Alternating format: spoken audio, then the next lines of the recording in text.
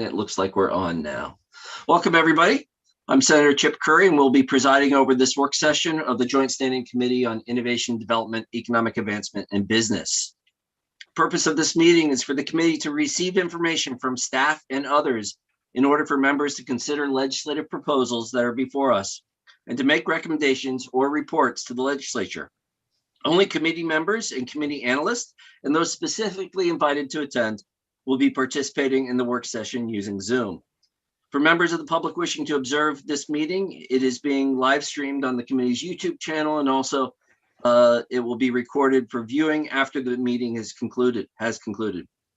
We are also broadcasting the audio on the meeting of this meeting on the legislature's website, www.legislature.maine.gov. Let's see, a reminder about chat. Checking in, we all have our titles up nicely.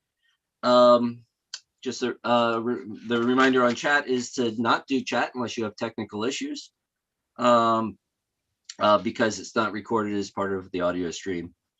At this point, I'd ask members to introduce themselves. And ask Representative Geiger, would you lead us off as being at the far end of the horseshoe when we are in there at some point?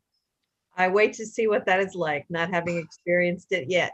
Good morning, everyone. My name is Valley Geiger. I am representative for District 93, Rockland and Owl's Head. I don't see Representative Andrews this morning. I am Representative Sarah Pebworth. I represent House District 133 in the Blue Hill Peninsula. Hi, I'm Representative Amanda Collimore. I represent House District 106, Pittsfield, Clinton, and Detroit. Good morning. I'm Senator Scott Searway, and I represent District 16, which covers Waterville, Winslow, Fairfield, Benton, Albion, Clinton, and Unity Township. Good morning, Representative Jack Ducharme, representing House District 111, which is Madison, Norridgewock, and Solon. Good morning, Maine. I come to you on a drizzly gray day in Gray.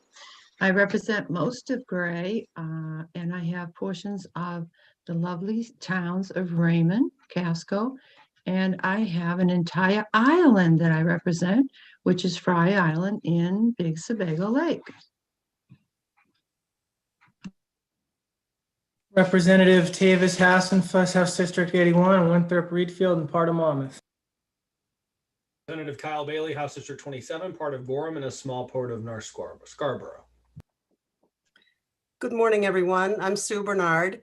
I represent District 149, which is Caribou, where it's beautifully sunny, also Westmanland and New Sweden. Good morning. I'm Representative Tiffany Roberts, your House Chair, representing House District 6, which is the majority of North and South Berwick.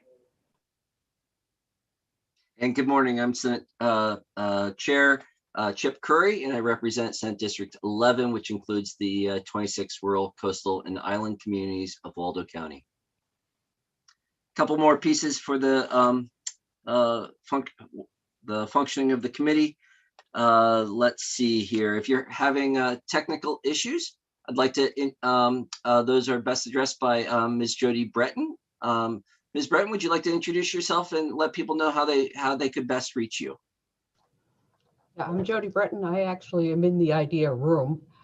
If they would like to email me, want a link to get on today's work sessions, it's IDEA, IDEA at legislature.maine.gov, or you can call me at 287-4880. Thank you very much for your work today. And we also have joining us today and speaking, we'll be speaking a fair amount today, will be Ms. Rachel Olson, who is our legislative analyst. Welcome, Rachel. And with that, I think we've covered all the basics that we need to cover. So we will begin the work sessions. I plan on going in order today, the calendar, except for LD 1493. I have been informed that the bill sponsor is seeking to work with the Department of Economic and Community Development and has requested a tabling for that. And so I'd like to open up LD 1493 and would consider a motion to table that. So we will open up LD 1493, resolve directing the Department of Economic and Community Development to create and administer a fund to provide seasonal and tourism industry recovery grants. Chair recognizes Representative Roberts. Thank you, Mr. Chair. I move that we table LD 1493. Second. All those in favor, we can do a show of hands. Great, thank you very much. We have tabled LD 1493, seeing majority, we have tabled LD 1493 and closed the work session. I do recognize, let's see. So with that, we'll go in order, and we that's on the website for our calendar, and that's going to be LD 857. I think we can, let's see, LD 857 followed by LD 1005 followed by LD 1214 and wrapping up with LD 1476 now. So with LD, we'll now open the work session on LD 857. Ms. Olson, do you have a bill analysis? I do. Good morning, everybody. Good morning. Glad everyone's home or where they are, safe and sound after yesterday. Sorry for everyone who had a very long drive. We're going to start this morning with LD 857, an act to create a municipal grant program to promote sustainable economic development. This bill establishes a fund to provide competitive grants. Excuse me. Wilson, could you enlarge the picture? Yes. Thank you. Okay. Okay. Great. Okay, so this provides competitive grants funding for cities and towns for projects that further the goals of sustainable economic development as outlined by the Maine Economic Growth Council in the Council's annual Measures of Growth report and by the Economic Development Strategy for the state as administered by the Department of Economic and Community Development. The original bill provides for the transfer of $250,000 in fiscal year 21-22 from state municipal revenue sharing to support the fund. But the sponsor submitted an amendment at the public hearing that strips that funding source from the bill, and I've included that below. The committee asked for a summary of different programs related to economic development that exist in the state. I submitted that to the committee by email and in the electronic LD file in advance of today's session, as it is a rather detailed report of the potential grant sources available within the state as of today, 2021. It had that information broken out in the following categories. It included economic development and infrastructure resources, agricultural resources, regional resources, innovation and energy efficiency resources, transportation resources, nonprofit resources, and other additional resources, and then COVID-19 and other anticipated program resources. We can talk more about what was in that report if you would like me to go over some of that information. And I believe that Ms. Foy from DECD, who put together the document, is with us today, and she by far would be the expert on the details of those programs if there were requests. I just included a couple of different pieces of information for the committee to consider. During testimony, there was, Ms. Foy spoke about the Maine Communities Challenge, which is a program that she mentioned wishing to learn more from before moving forward with something like this. I've included that link, as well as information about the MTIF grants, the Maine Economic Growth Council, and a copy of the Measures of Growth report. And as I mentioned, the bill sponsor submitted an amendment that stripped the funding mechanism, the municipal revenue sharing mechanism, from the bill. Many who testified indicated their support for the bill, but opposition to the funding. And that is why the sponsor submitted the amendment that you can see here. So it doesn't change anything about the grant itself, but it stripped the section 2, the funding. So it took out the municipal revenue sharing funding. And I believe the idea is that funds potentially coming through the American Rescue Plan Act could be used to fund this program. Having to answer questions from the committee at this time, and if there are no objections, I will stop sharing. Are there any questions for Ms. Olson? Seeing none. And Chair recognizes the sponsor of the bill, Representative Bailey. Did you want to take a moment to speak to us? Sure, I appreciate the opportunity. You know, I think that I have shared in previous discussions at our committee about the need for the legislature to play a more active role in collaboration with the executive branch in administering and developing out the policies around the 10-year economic development plan. And I feel pretty strongly that there's only so much the state can do from the top down, that we need investments from the bottom up. And certainly we should be funding municipal revenue sharing, but anything else that we do that's geared towards investments at the local or regional level ought to be tied back to the plans we have in place. And I think we have a good framework around the 10-year economic development plan. But again, there's only so much the state can do. And so we need to create competition, innovation, and encourage municipalities to work individually and collaboratively across regions to compete for resources to move the needle. I think that's how we scale up and build out to meet our goals that we have across the board, that we all do our parts in our communities, and that together with the state as a partner and other folks in the private sector, that we can, this is how we meet our goals. And absent that, I don't know how we achieve these objectives that I think are so critical to Maine around workforce attraction and retention, and solving some of the challenges we have with our economy. So that's where I'm coming at this from. And I have a counterpart bill that was heard before ENR that creates a similar grant program around carbon reduction initiative that's tied back to the climate plan. And then I have a bill before state and local that was about addressing the need for state planning resources, so that smaller communities that may have a harder time identifying and applying and competing for grant funds would have more resources. I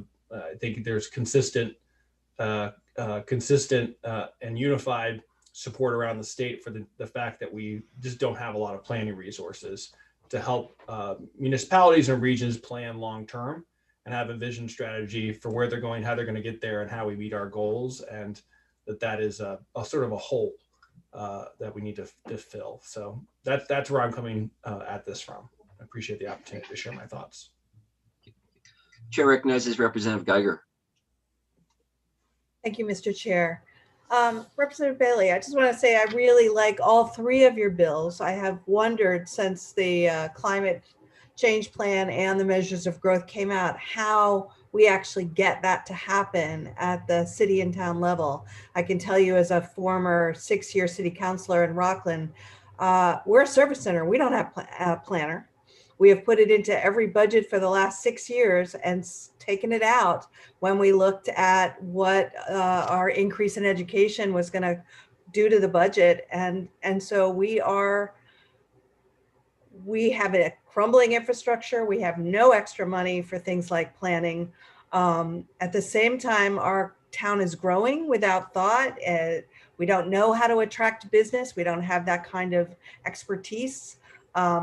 We have seen a recent valuation in our town, which increased the value of the buildings that a lot of our small companies were in, to the point that several of them have left town. So I really like this bill, and I'm curious about why the department does not see it as a really useful vehicle to push forward the measures of growth, because I don't see towns being able to take that complex document and putting it into fruition at their level. Certainly Rockland won't. That's a great question. I think perhaps Ms. Foy could tackle that. I did have very good conversation with Brian Hubble, who used to be a member of this legislature and now works in Hannah Pingree's office, And there seemed to be sort of general support for the idea of doing these projects, but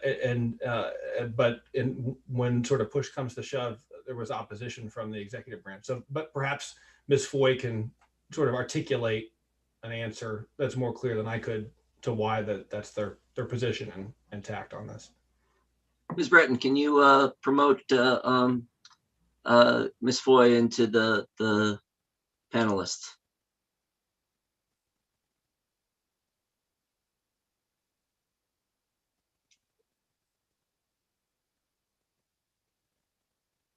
Morning, everyone. Good morning. Did you hear the Morning. question? I did. Just to kind of remind us of the Yeah. source of the opposition. Absolutely. So first, to address the measures of growth report, we certainly find great value in the measures of growth report as an implementation program. An implementation tool. However, the driving force behind the work that we're doing at the state level is the 10-year strategic plan. So the measures of growth report really helps us gauge our success and we work closely with the Economic Growth Council. The commissioner or her designee sit on the Growth Council. So we look at it more as it's a way to track the metrics, and certainly an important piece of work that we're doing. And I think we're going to talk about another bill or resolve later this morning. And we're certainly not opposed to grant programs, which is why we came out in such strong support around the Maine Communities Challenge, which will eventually provide $300,000 grants to 5 communities in Maine, and required an investment from private-public partnerships, as well as philanthropic, both state and national level philanthropic agencies, as well as state investment. We feel, as I stated in my testimony, that we have a lot to learn from how this grant program is administered by the Boston Fed. We feel that it will be extraordinarily impactful, and look forward to trying to find solutions for the communities that will not be chosen as the 5. Because there's a great deal of work to do, and certainly Representative Bailey's bill is sort of a direct reflection of the Maine Communities Challenge. So we do find a great deal of importance in investing in municipal grant programs. We just are looking for an opportunity to learn from the work that we're doing with the Boston Fed, with these 5 communities and this impactful funding source. Thank you. Chair recognizes Representative Geiger. Did you have a follow-up? Go ahead. I did. Thank you, Mr. Chair. Ms. Foy, thank you for that. The only thing I would say in response is another question, which is what you're describing is a private-public partnership. It will involve 5 communities receiving a nice amount of money, enough to really move a dial, but it's 5 communities. And I'm so aware that we just have an avalanche of funding coming our way. And there doesn't appear yet to be a mechanism for sort of getting that out to municipalities where everybody's rowing in the same way. I think we talked, when you first mentioned the private-public partnership, that it did not have, for instance, the energy goals built into it, that they weren't required to be part of that. And it seems to me that there needs to be some mechanism and a department to oversee that mechanism, where all of those goals for climate and growth are sort of, everybody's rowing in the same direction. And while municipalities are going to get federal funds directly themselves, that's not the same. It's sort of a department like yours or the executive branch saying, okay, these are the goals, both for the environment and for growth. And here's how we're going to make sure everybody rows in the same direction. And here's the federal money to do it. Could you? Representative Geiger, I'm not sure there's a question there. I'm happy. That's where I was asking. Can you take that to a question, Representative Geiger? My question is this not a lost opportunity in not using a bill like this to be able to make sure that the federal money coming our way goes out to communities in a planful way with a direct outcome in mind. You know, again, this is it's a great opportunity. I think the federal funding, we're going to see a windfall of money like we've never seen before in our state. I know that we're still waiting on rules from the U.S. Treasury around how that funding can be spent, and there's been a lot of discussions around that. So it's hard for me to speak to federal funding that we don't have sort of the guidance from the federal government yet on how it can be spent and how it will be used. I certainly think there's always, you know, again, we're not against a grant program. This one also identifies 5 communities in this bill that would receive grant funding as written. And if I'm mistaken, Representative Bailey, please let me know. But again, you know, what the committee, what you all choose to do with this bill is certainly, that's at the will of the legislature and how you all choose to vote.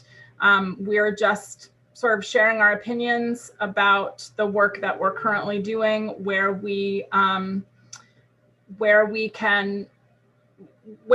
we can learn from this Maine Communities Challenge and from the Boston Federal Reserve that's done this work in other states and found extraordinary success. Even just through this program, all of the other communities that applied for the grants, and there were lots of them, we've been able to identify need and projects in those municipalities. So what the committee chooses to do is certainly up to you. We just are providing our thoughts on the process and what can work, and we look forward to working with Representative Bailey. I know this is something he's really very passionate about. You know, that's sort of where we fall. And again, I don't want to commit federal funds to something that we don't have the rules for yet. I think that's really important point to remember. Thank you very much, Ms. President. Are there any other questions? Senator Searway.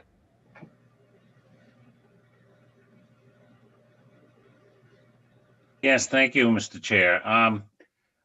So is it possible, or would you think if we, maybe this is to Representative Bailey, if we carried this bill over for the federal funds to see where it's going to land and then see what we could do with it, I think it might be a thought. I'm just throwing that out there for you.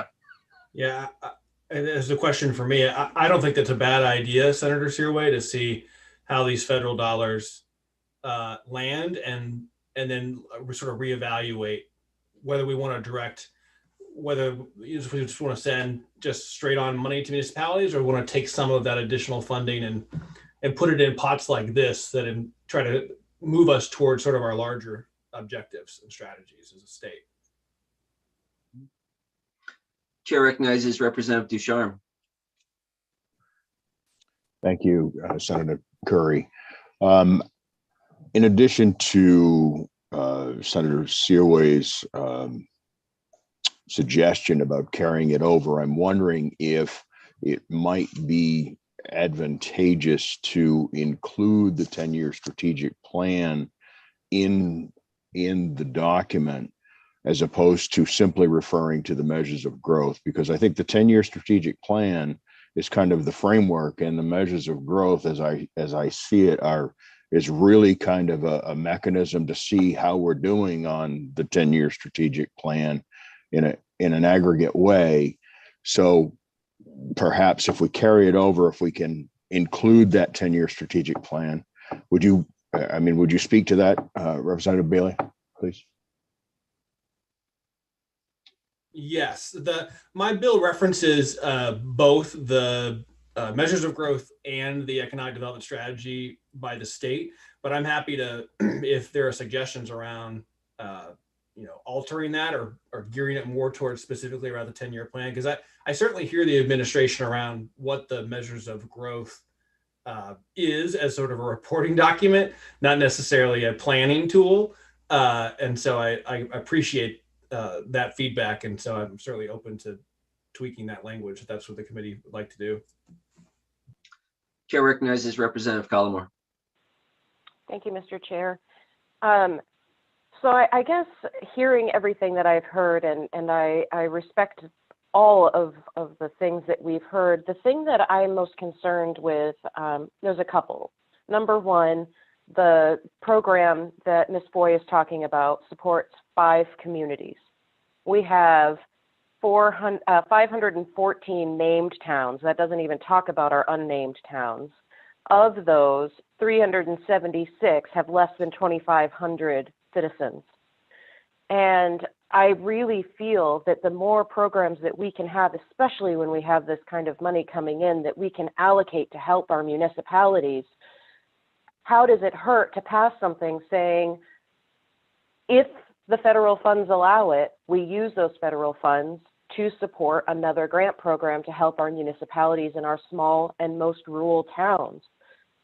I hate the idea of trying to carry this over and then have the funds that come in be all allocated before we reconvene back in January. That really concerns me, because then we're saying, let's allocate federal funds, and then the federal funds are already allocated. If we say, yes, we support this and we want this to be allocated to, the federal funds to be allocated to support this program now, once we get the guidance, if it fits in there, we can say, great, let's have those federal funds. We've already said as a committee, we want those to be used that way, and they can go to appropriations as they're deciding how that funding goes. I really worry about carrying over something that's requiring the use of funds that we will see allocated very quickly. Thank you. Are there other questions? Senator Searway.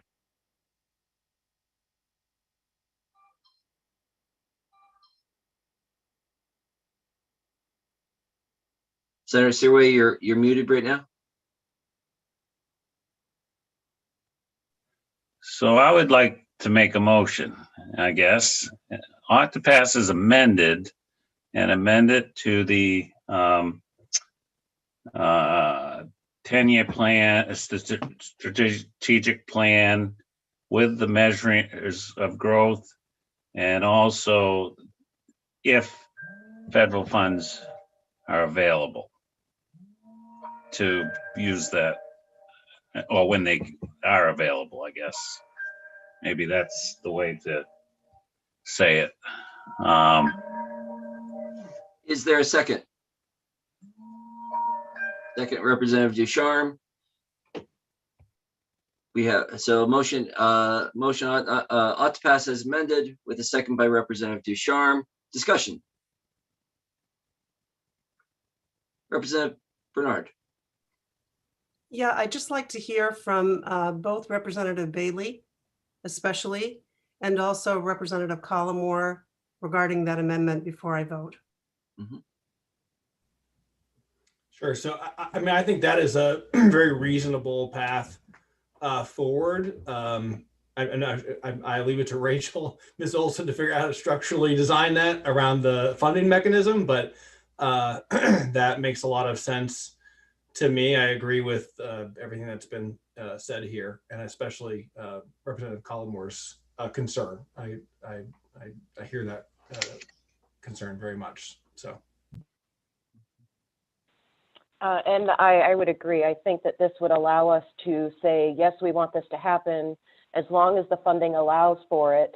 And if it doesn't allow for it, then we come back with another bill to try to figure out how to do something like this. Representative Austin. Thank you, Mr. Chair. So help me picture what would happen if this passes, and I assume that many of our legislators have pieces in committees to help disseminate this windfall of federal monies, how would that then, I'm trying to think how that will then get dispersed out to everyone. Is it first come, first serve of how would the pieces of legislation that have been passed then, what is there a pecking order, I guess is what I'm trying to say, because I can imagine there's going to be quite a few ideas. So how would that then get into the actual disbursement? Does anybody have Representative Austin? I'll take a crack at it. I'll take a crack at this answer. Because my understanding is that that we're expecting a supplemental budget and the federal money will be within that supplemental budget, that it would end up on appropriations, and that would be the prioritizing. We would use the traditional prioritizing process. That's my understanding, but we are in new territory, so. With such a program or with such the Federal Recovery Act. So that's how I thought it was going to happen. Representative Ducharme, do you have a question or a comment? Yes, I had a question. I think my question would be for Ms. Foy. Most of these efforts that are coming out of committees and so forth seem to me, at least in the ones that I've seen, being driven through DECD.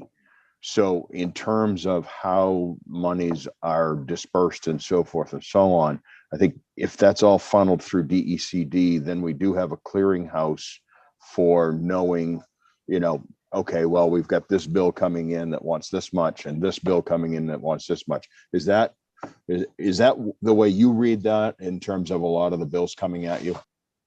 I'm not totally clear what your question is, but I think you're asking is this particular bill and some of these other grant programs, would they funnel through DECD? As written, this bill would fall under the purview of DECD. So any grant funding that potentially could be allocated for this particular program would come through DECD. We would also be responsible for administering the grant program. So there will be some discussion about whether that can be absorbed into our current staffing or whether we would need to bring someone in if we team up with a different department. So I think as we see how this particular program would take shape, there would be discussion about whether or not we needed to have additional staff to deal with some of these grant programs for a limited time. Obviously, anything that was funded with ARPA funds is one-time funding, so it wouldn't require a full, an additional headcount for the department. We are, I know Commissioner Johnson touched on this, a small but very mighty department, but we have 33 employees and 13 of them work in our Office of Tourism. So sort of depending on the scope of this grant program and others that may or may not come out of funding, it's obviously a discussion of how we would administer these programs. Chair recognizes Representative Hassenfuss. Thank you, Mr. Chair. And Ms. Foy, you sort of answered this a little bit, but I was just curious if you could give your best guess. I know you don't know for sure, but your best guess on how this would be implemented by the department. Again, I think it depends on what ends up being passed as far as the scope of the grant program. What we would certainly want to work with Representative Bailey on this, but how it's designed.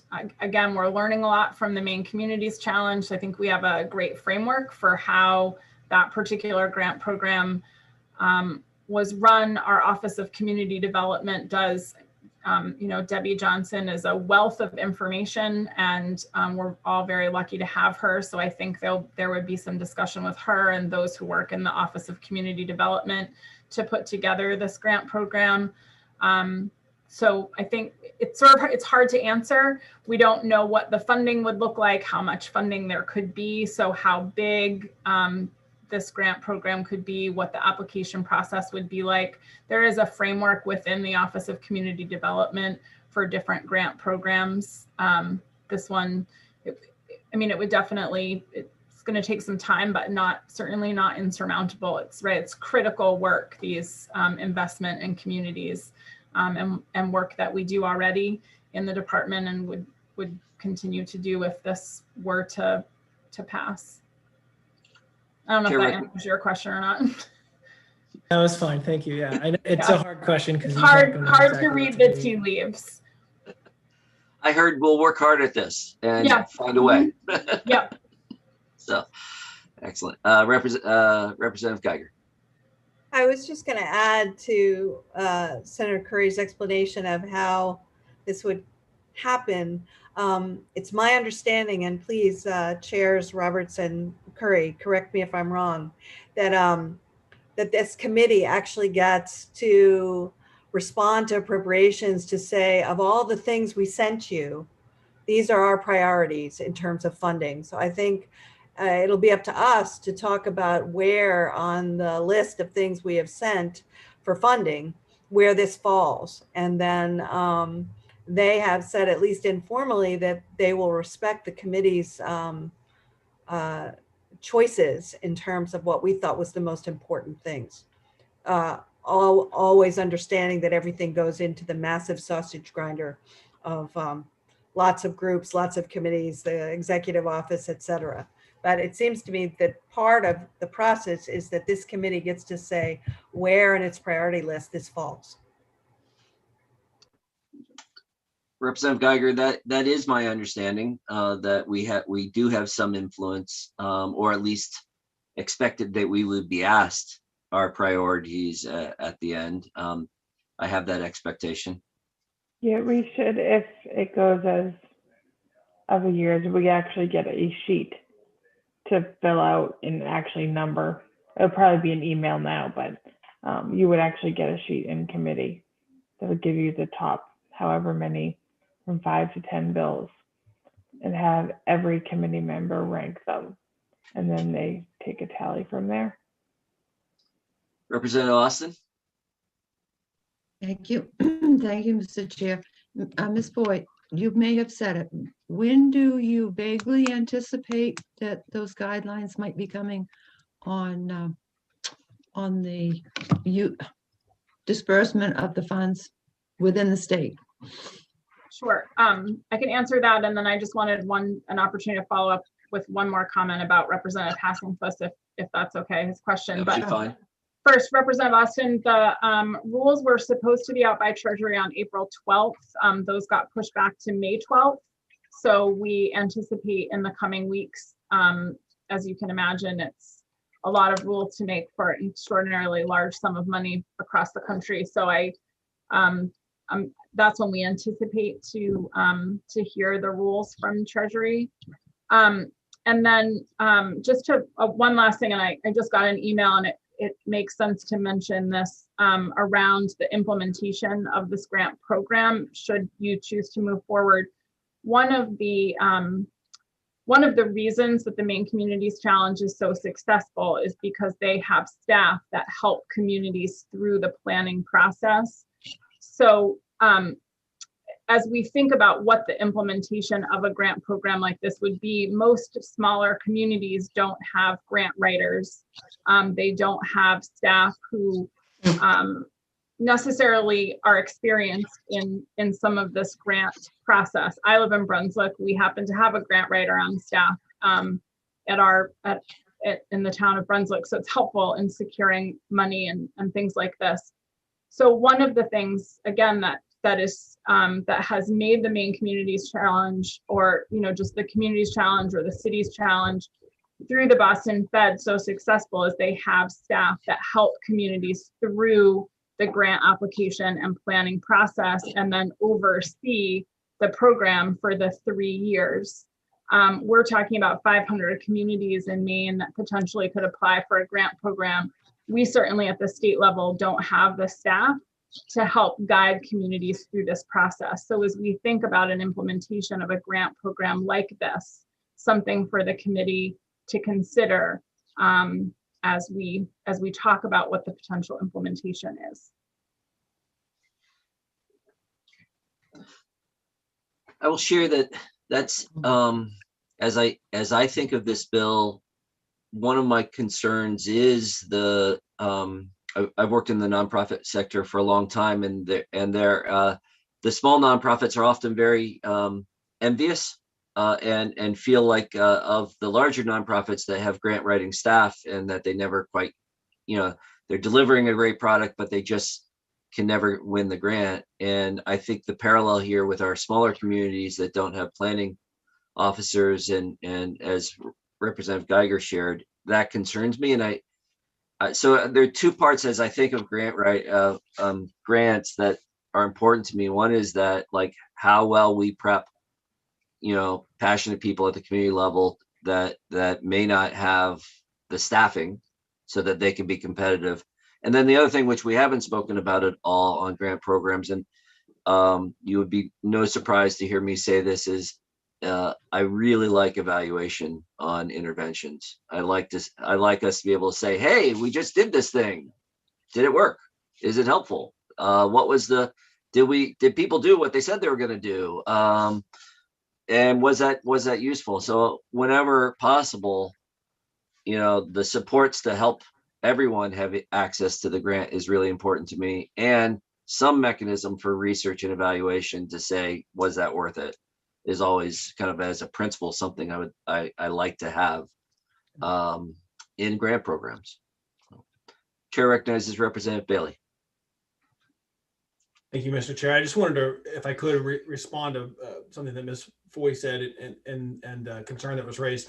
The program that the bill as it's proposed, I think would not limit essentially gives the department the ability to draft the program, the details, and it would not prohibit sort of cross municipal or regional grant programs, the sort of collaboration that I think is needed. So that could help address towns that do or don't maybe have resources, or compiling those resources across communities to apply for funding collectively. The other piece of this too, and I think I just shared this briefly at the top of my comments, was I do have a separate bill before state and local that was well received, and the administration testified neither for nor against, but was very receptive to the point of there were multiple pieces to the bill.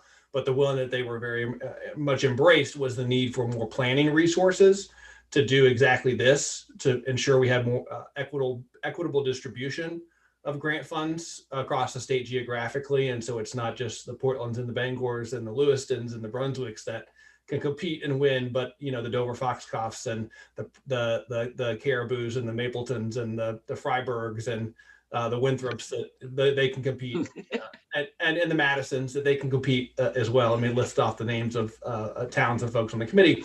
But I just wanted folks to know that was and Fry Island and Gray and everybody else. Good job. He does his research. All right. Representative Geiger, are you trying to speak? I wasn't sure if you had left it up from before. Yeah, just a final thought, which is that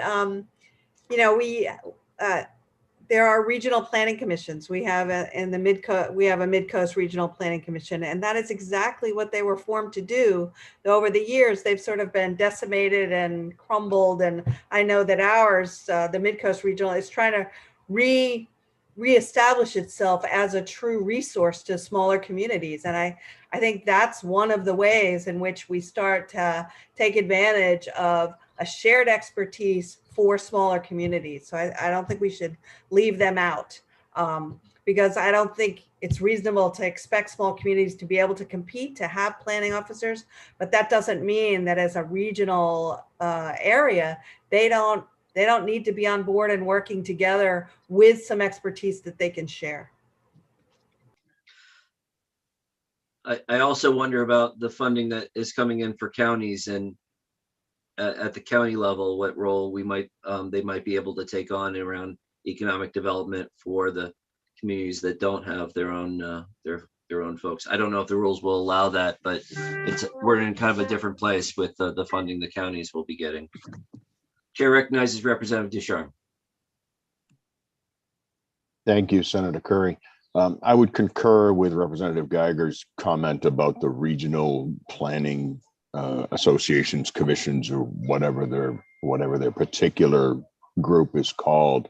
I know in our area we have Kennebec Valley Regional Planning Group, and they are extremely helpful. And I think that that is a vehicle that's already in place that for helping these small towns apply for grants and so forth. I think a lot of them don't even know that it's there and available. So perhaps that's kind of, just jumping off what Representative Geiger said is, there's a structure already there. Let's just make it a little more robust to help these smaller towns and get them to recognize that it is there.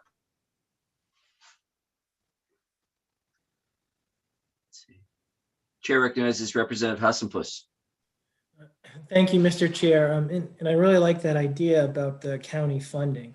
You're on to something with that. So if we could look at that more, that's a good one. But my question is to Representative Bailey. And it's my understanding that this is not necessarily a one-off bill, that it's kind of part of a package and a comprehensive sort of rural development planning that you've kind of thought about. Can you just sort of explain that a little bit more to the committee?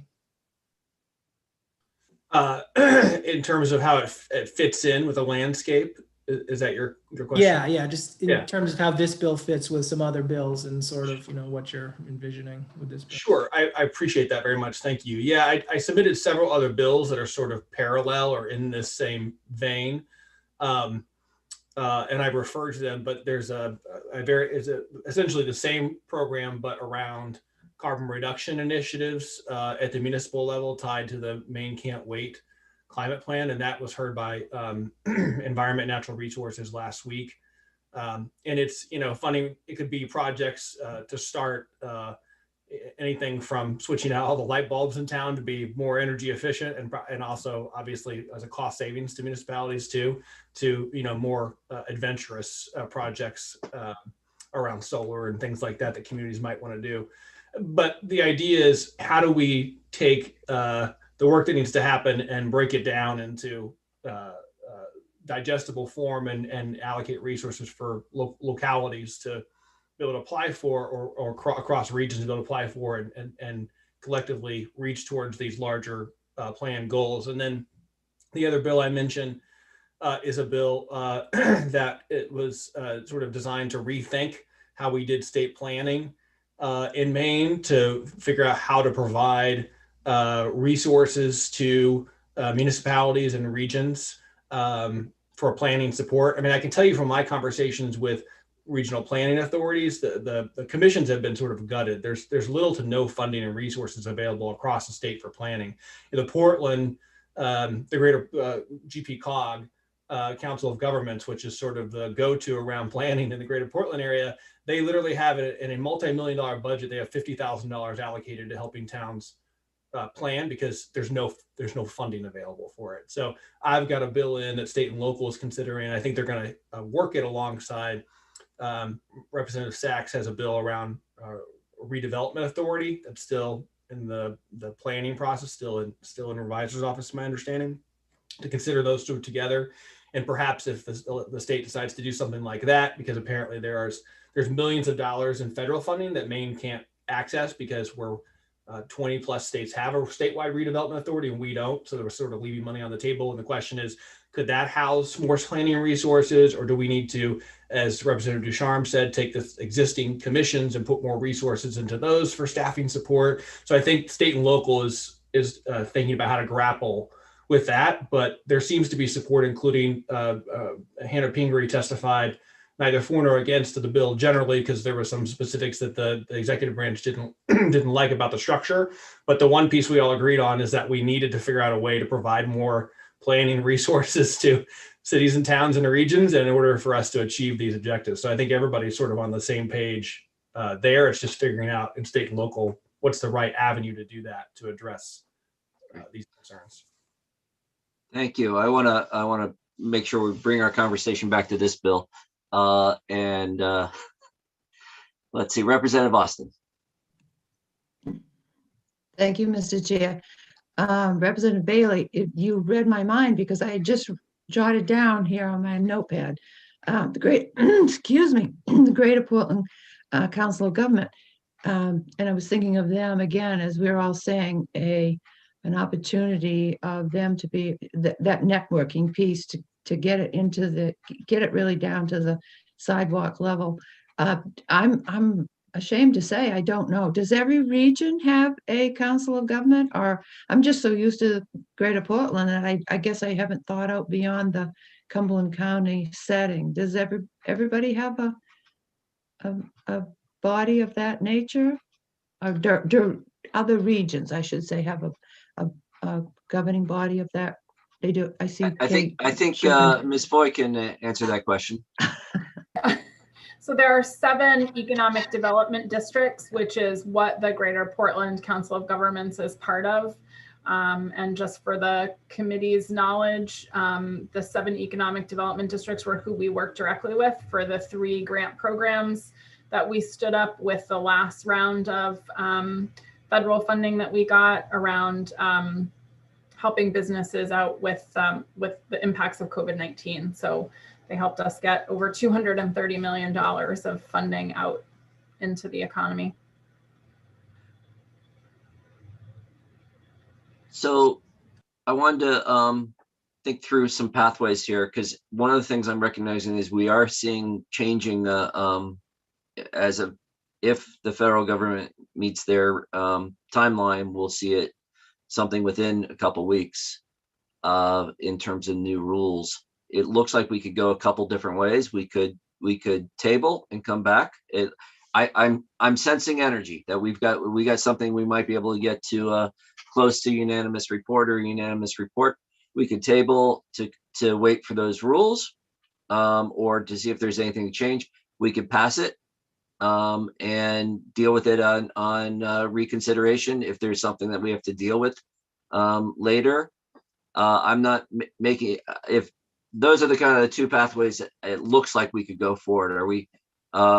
We do have a motion on the table, right?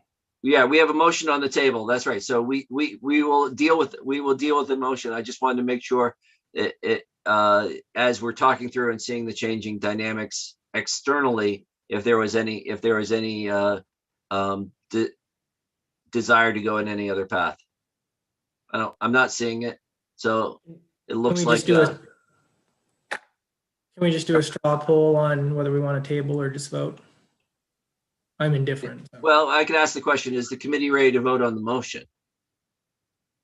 I'm seeing some nods, and Chair recognizes Representative Roberts. That's a good way to ask. Representative Roberts. Can we just go through the motion one more time? Yes. We've had a lot of discussion since then. So, Ms. Olson, can you describe how you heard the amendment? I can. The motion, I believe, was from Senator Searway. I think it was seconded by Representative Ducharme. Okay. Yes. What I have is to add a reference to the 10-year plan as well as the measures of growth. So to include that in the first paragraph about the fund purpose. And then to add a section, and this is something I'll have to work on where it would go, but it's certainly doable. But to add that the funding is when federal funds are available, to use federal funds when they're available for this purpose.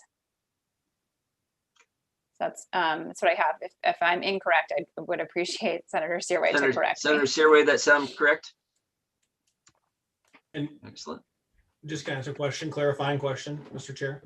Go ahead.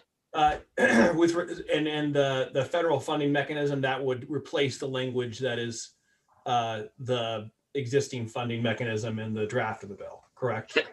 Okay, great. We don't want to accidentally fund this with revenue sharing. Oh yes, thank you, Representative Bailey. That was an assumption I made, and we know assumptions can lead you to places you don't want to be. So. Yep. Thanks.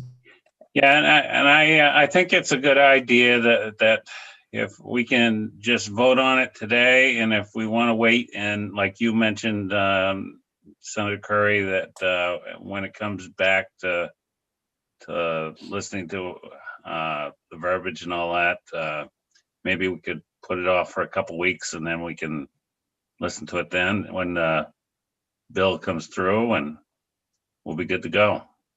Sounds like a plan. All It right. looks like we're ready to vote. Ms. Breton, will you call the roll?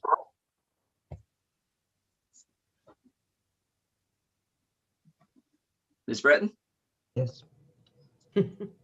I'm sorry, I was choking. We can't help you. Right. That's all right. I got out of it. One shouldn't bring stuff down the windpipe. Yeah. So I have an ought to pass motion using the federal funds. Rachel just described it. Motion by Senator Seaway. Passage amended. Right, as amended. Yeah.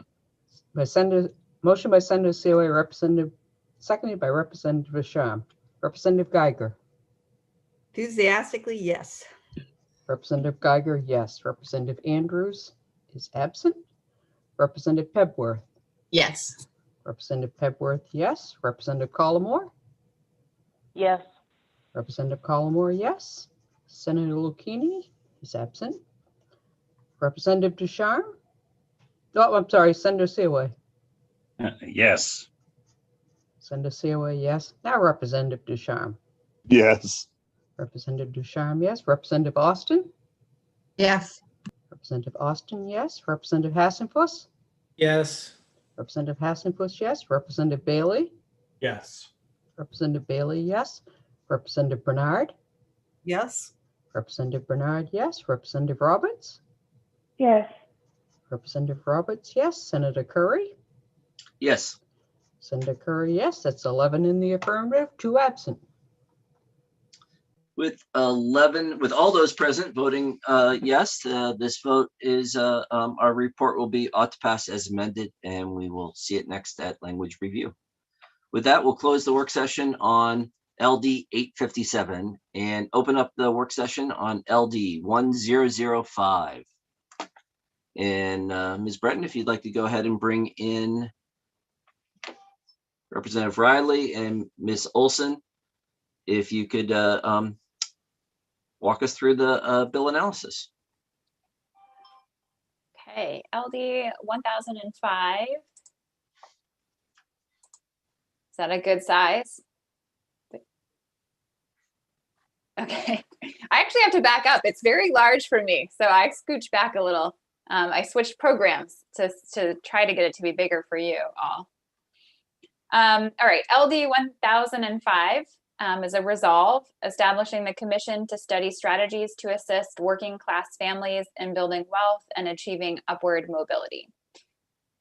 This resolve establishes the commission to study strategies to assist working class families in building wealth and achieving upward mobility, to examine and make recommendations on the feasibility of providing every child at birth a publicly funded bond to assist working class families and to reduce racial and geographic wealth disparities in the state. I had information requests around what other states currently have or are considering a similar type of bond program. These are commonly nicknamed baby bonds, although that can also be rather confusing because a baby bond is also a small amount, dollar amount bond. So here's what I've pulled together. As a whole, looking at the idea of providing money to newborns or to children at birth for the use later in life as an adult is not a new idea. It's been around, well, for a very long time. Historically, I believe Thomas Paine did actually put forth this idea. But more recently, in the last couple of decades, there's been a renewed interest in the United States as well as elsewhere around this type of program. And there is I believe Representative Ducharme had asked also about the difference between something like a baby bond program and the 529 college savings plans. And so those two are linked, and I'm talking about those today in the research. So just sort of here's what's going on related to baby bonds. Just recently in New Jersey, Governor Murphy highlighted the importance of the baby bond initiative in his revised fiscal year 2021 budget. The bills related to this budget are still pending in the New Jersey legislature. I could not find any information on their status at this point, but the initiative that he outlined in the budget, the revised budget, would provide $1,000 deposit into an account for every baby born in New Jersey into a household with income less than 500% of the federal poverty level, which is $131,000 for a family of 4 in 2021. And then I believe it might provide additional funding based on family income at different points throughout their lives. Connecticut also has House Bill number 6659 currently being considered as well, called an act concerning the establishment of the Connecticut Baby Bond Trust. I've linked the bill for your reference. Also on the national scale, it has been discussed throughout different political campaigns, including recent presidential nomination campaigns and campaigns as well. And then also in Congress recently, Democrats introduced a bill this February that would establish a $1,000 baby bond for every American when they're born. This is called the American Opportunity Accounts Act. It would set up a savings account that people cannot touch until adulthood, which I believe is defined as 18. And it would also include additional deposits each year depending on income. I believe that Senator Booker was responsible for, or is one of the legislators who introduced that. And coming from New Jersey, there's a similarity between the two programs. The United Kingdom, in fact, also had a very similar plan from 2005 until 2010 called the Child Trust Fund Act. Thought I would mention that. It's not the US, but it's not, our country's not the only one who has been considering such a program. Although I know that did end in 2010. From what I could find, it's noted had something to do with the recession. There have been also numerous studies that have been conducted related to the idea of providing funds to children, particularly at birth, in order to promote savings and to reduce the income inequality gap. And so I've outlined a couple of them here. From 1997 to 2002, there was a program called the American Dream Demonstration, which was developed to test the potential impact of individual development accounts. In Oklahoma, as a part of the Center for Social Development at Washington University in St. Louis, Oklahoma has their SEED program for Oklahoma kids, or SEED OK, began 14 years ago. It's a small group, so it's a study, and that included investing $1,000 in a 529 college savings plan. So what you can see here is really focused around savings through a 529 college savings plan. Obviously, we have here in Maine, the Maine's Harold Alfond grant that offers every newborn a $500 grant at birth. That began in a more, I think, wide scale in 2009. There was a period of limited availability, I think, prior to that. That $500 grant can be used to open a 529 college savings plan. Does not have to be. The grant could remain as it is, but if you wanted to use it to open a 529 college savings plan, you could, and then you can also contribute to that 529 college savings plan over time as well.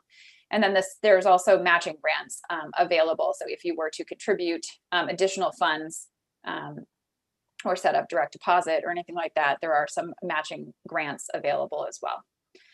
Pennsylvania has recently adopted legislation that creates accounts for every child born in the state with an initial deposit of $100. It looks like Illinois as well with $50 deposit, and California has a similar program, although I believe it's more limited around income. And then it looks like there are at least 13 other states that offer some type of either seed money, so an initial deposit, or matching grant programs, or both, for 529 college savings programs, but the requirements and the restrictions vary by each state's program. So as a whole, if you were to look at the difference between a proposed baby bond program, like the ones in New Jersey or at the federal level, versus a 529 college savings program. One big one is what the money can be used for. 529 college savings plans are out, they outline what you can use that money for. Although it is a wide range of options, it is predominantly related to education. It could be for education before you graduate high school, but generally it's for post-secondary education, career and technical education after that, or a 2 or 4 year college. There are some exceptions and flexibilities within that, but by and large, that's what it's for.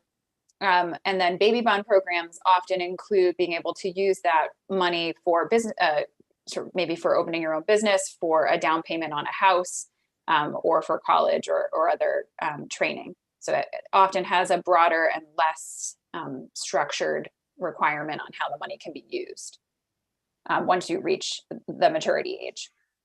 And then again, who's eligible? As I said, those 529 college plans at the different state levels have varying eligibilities for who gets the seed money or who might qualify for matching grants or both. And then the difference also is a big one about where the money comes from. Here in Maine, the money, the $500 grant comes from the Harold Alfond program. That's private money. Other states are providing state funds. So the baby bond program would be centered around public dollars or state funds and not coming from necessarily or wholly from a private source. And this is a resolve to conduct a study on this. So just to be clear from above on this concept, and therefore no fiscal status is determined. The bill does say that if after a certain, can't remember the number off the top of my head, 90 days, I believe, if no funding has been identified, it would not move forward. So this would be considered a legislative study. Happy to answer questions, and that is what I have for you. Thank you, Ms. Olson. I have a question. So it's considered a legislative study, even though it's forming a commission. So part of this bill was a fairly detailed list of commission members who would be on the commission. It would act like a legislative study in the sense that funding has to be identified for it, and it would include staffing. Let me pull the bill up so we can take a look at what the requirements are. Oops. Since this is the first one we've had that's really like this. And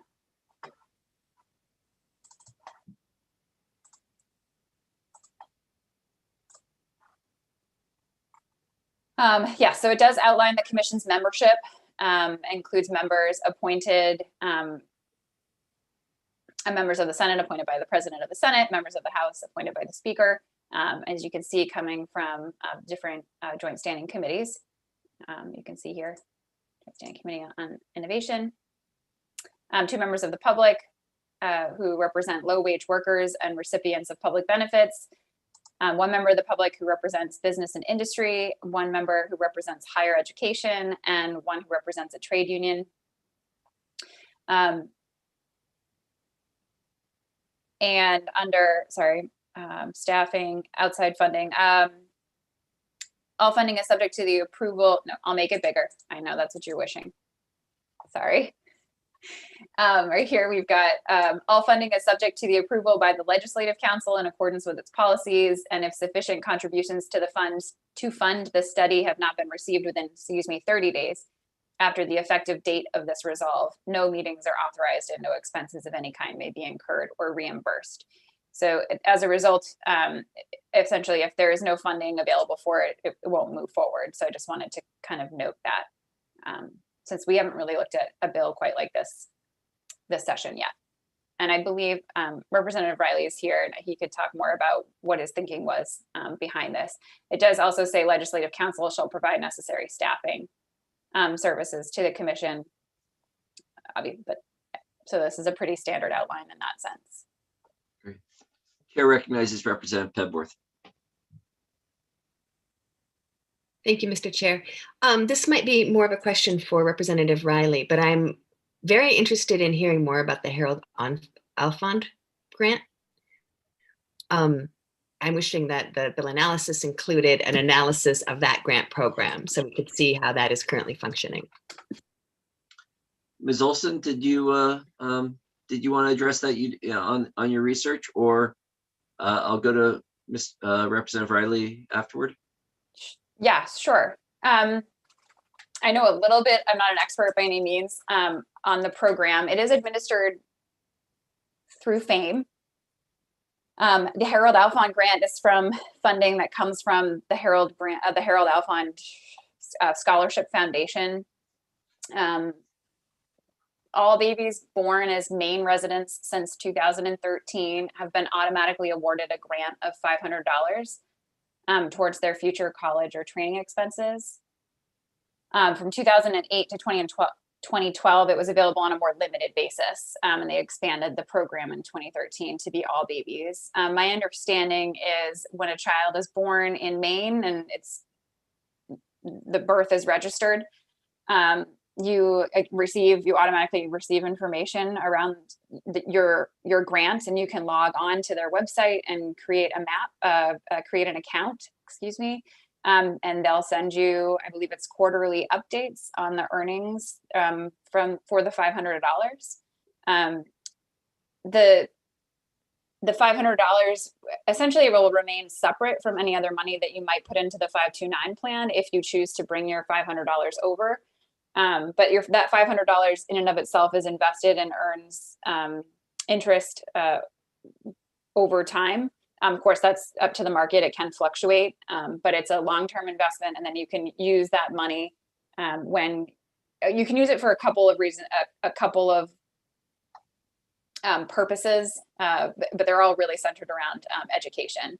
And then the real strong recommendation from the program is to take that $500 and to use it to open a 529 college savings plan. You do have to have an initial investment in order to open one of those, and the $500 more than covers the initial required investment. And then you're not required to put any more money in to the 529 college savings plan if you don't want to. That $500 would be in there and would earn interest throughout the life of the loan. You have some options about your investment strategy. You can be very hands-on. You can also say, I want to do it by essentially age-based brackets that are riskier when you're younger, and what might be considered safer investments as you get closer to needing to pull the funds out and to use for educational purposes. And then to encourage families to contribute over time, matching grants are available for your initial donation. They'll also match, you can get up to $300 in matching money for the amount that you put in. And then also there's a matching if you set up automatic withdrawals. Those are the current matching plans that are available. And that money is coming from the Alfond Scholarship Foundation. Thank you. Representative Ducharme. Thank you, Senator Curry. I'm being the owner of 5 of these 529 Alfond scholarship plans. I can echo what Ms. Olson said. The incentives for continued participation in them are awesome. I think that I think over the life of them in the first 5 years, after the initial $500 to seed the fund, I think over the life, I think it's about $2,500 that comes from the Alfond fund if you take advantage of all of the incentives that they give you for either direct deposit or other things. So the 529 plan, the Alfond plan, is just an awesome plan, and it's when it first started out, you had to do some things to get started with it, and then after a while they were having trouble getting people to take advantage of it, so they just made it as a blanket thing available to every child born, and it's just been amazing. I have a 12-year-old grandson that his 529 plan will pretty much pay for his first year of college, so it's a great program. So Chair recognizes Representative Roberts. Thank you, Mr. Chair. Thank you, Representative Riley, for bringing this to us. It is, I think, a very interesting idea. Where we have the Alfond program right now. This being my second term, I've never seen anything structured like this as far as a commission. And I'm just thinking here. I think it's worth looking into. I really do.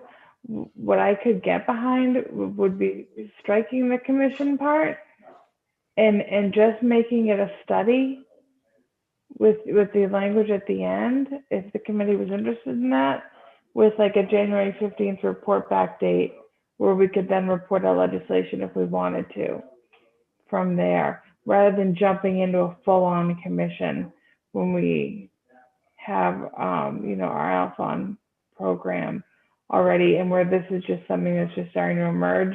I'm not sure starting a full commission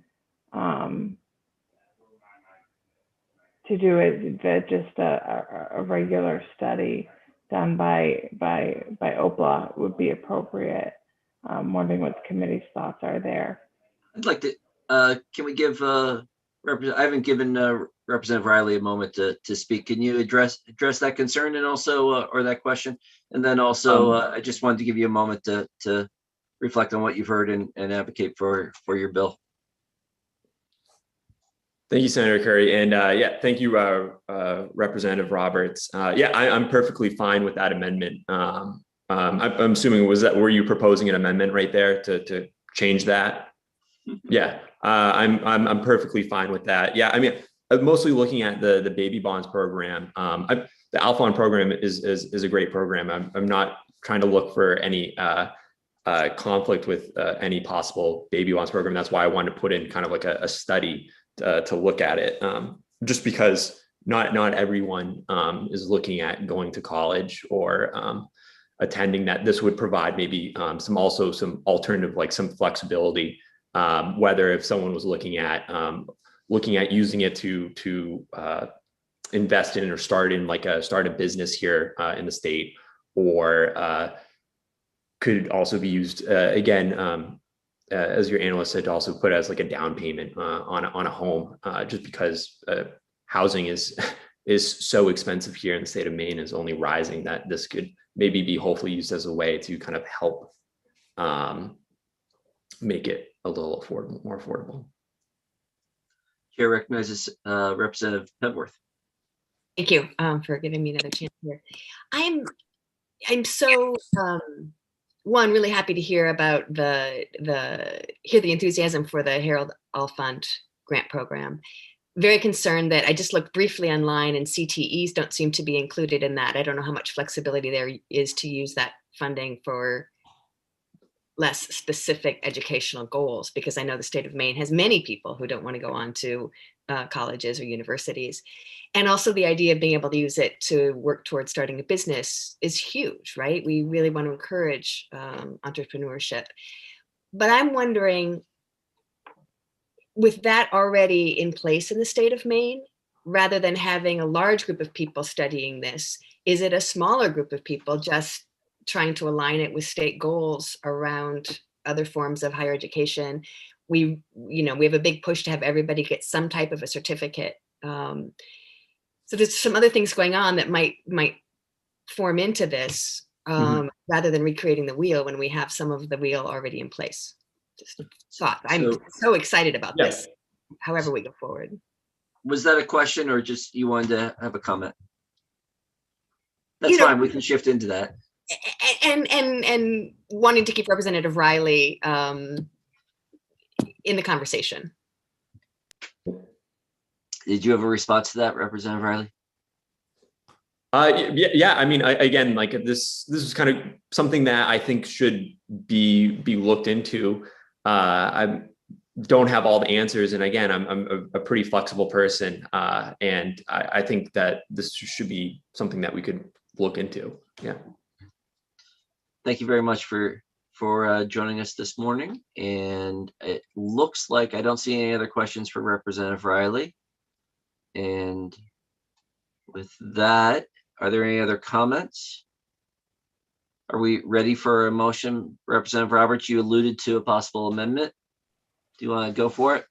Thank you, Mr. Chair. On LD 1005, I'd like to make a motion ought to pass as amended.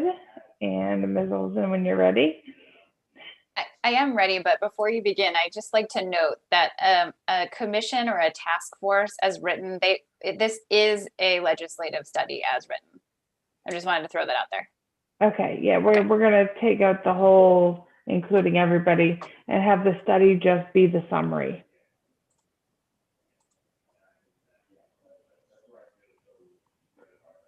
Sorry. Okay, you want to take out. So basically striking the structure of the bill. Okay. And have the summary at the bottom. Okay. And then add in a January 15th report back date. And then a mechanism for the committee to report out a bill in the second regular session, if they so choose. Okay. You said report back in, did you give a date in January? January 15th. Okay. 2022. Yes. Did you want to take out the words commission out of the summary? Is it in the summary? Yes. Great, Thank you. Thank you, Representative.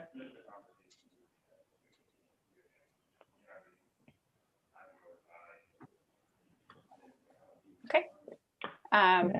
That should do it. I'll second the motion. So it's been moved and seconded. Is there any further discussion? Representative Collmore. Thanks. I just wanted to put Representative Pedworth's concern at ease, if I could. CTEs fall under vocational schools, which are covered by the 529 funds. Are we ready for a vote? Ms. Breton, will you call the roll? Sure. I have an ought to pass as amended motion made by Representative Roberts, seconded by Representative Collmore. Representative Geiger. Yes. Representative Geiger, yes. Representative Andrews, absent. Representative Pedworth. Yes. Representative Pedworth, yes. Representative Collmore. Yes. Representative Collmore, yes. Senator Lucchini is absent. Senator Seaway. Yes. Senator Seaway, yes. Representative Ducharme. Yes. Representative Ducharme, yes. Representative Austin. No. Representative Austin, no. Representative Hassenfuss. Sorry, Jody, can you just reread the motion for me? So not to pass as amended with Representative Roberts amending using the summary, taking out the word commission or report back, and the IDEA committee able to report a bill out. Yes, yes, ought to pass as amended. Okay, that's what I got out of it. Representative Bailey? Yes. Representative Bailey, yes. Representative Bernard? Yes. Representative Bernard, yes. Representative Roberts? Yes. Representative Roberts, yes. Senator Curry? Yes. Senator Curry, yes. There's 10 in the affirmative, 1 in the negative. And Representative Austin, your motion would be?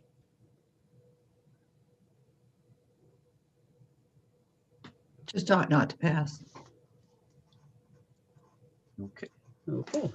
With a majority voting ought to pass as amended, that will be the majority report. And we will now close the work session on LD 1005. At this point, I need to step away from the committee and I will hand the gavel over to Representative Roberts. Thank you, Mr. Chair. And at this point, I'm going to call a 5-minute stretch break. Yes, no? Show of thumbs? Okay. See you back at 11:07.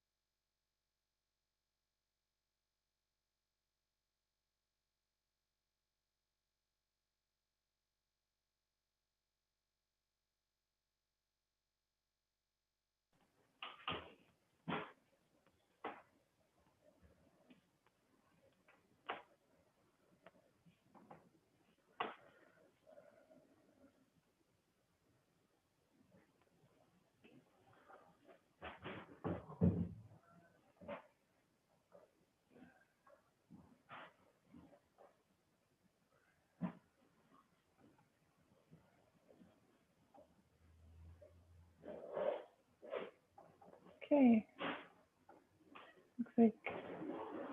Looks like we got everybody, I think. All right, everybody stretched. All right, so going down the list, I am going to now open the work session for LD 1214, an act to require vehicle safety within the funeral industry.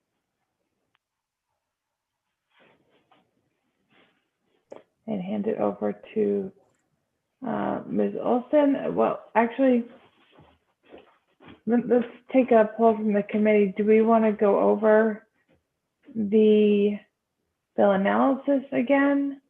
I believe the sponsor has an amendment.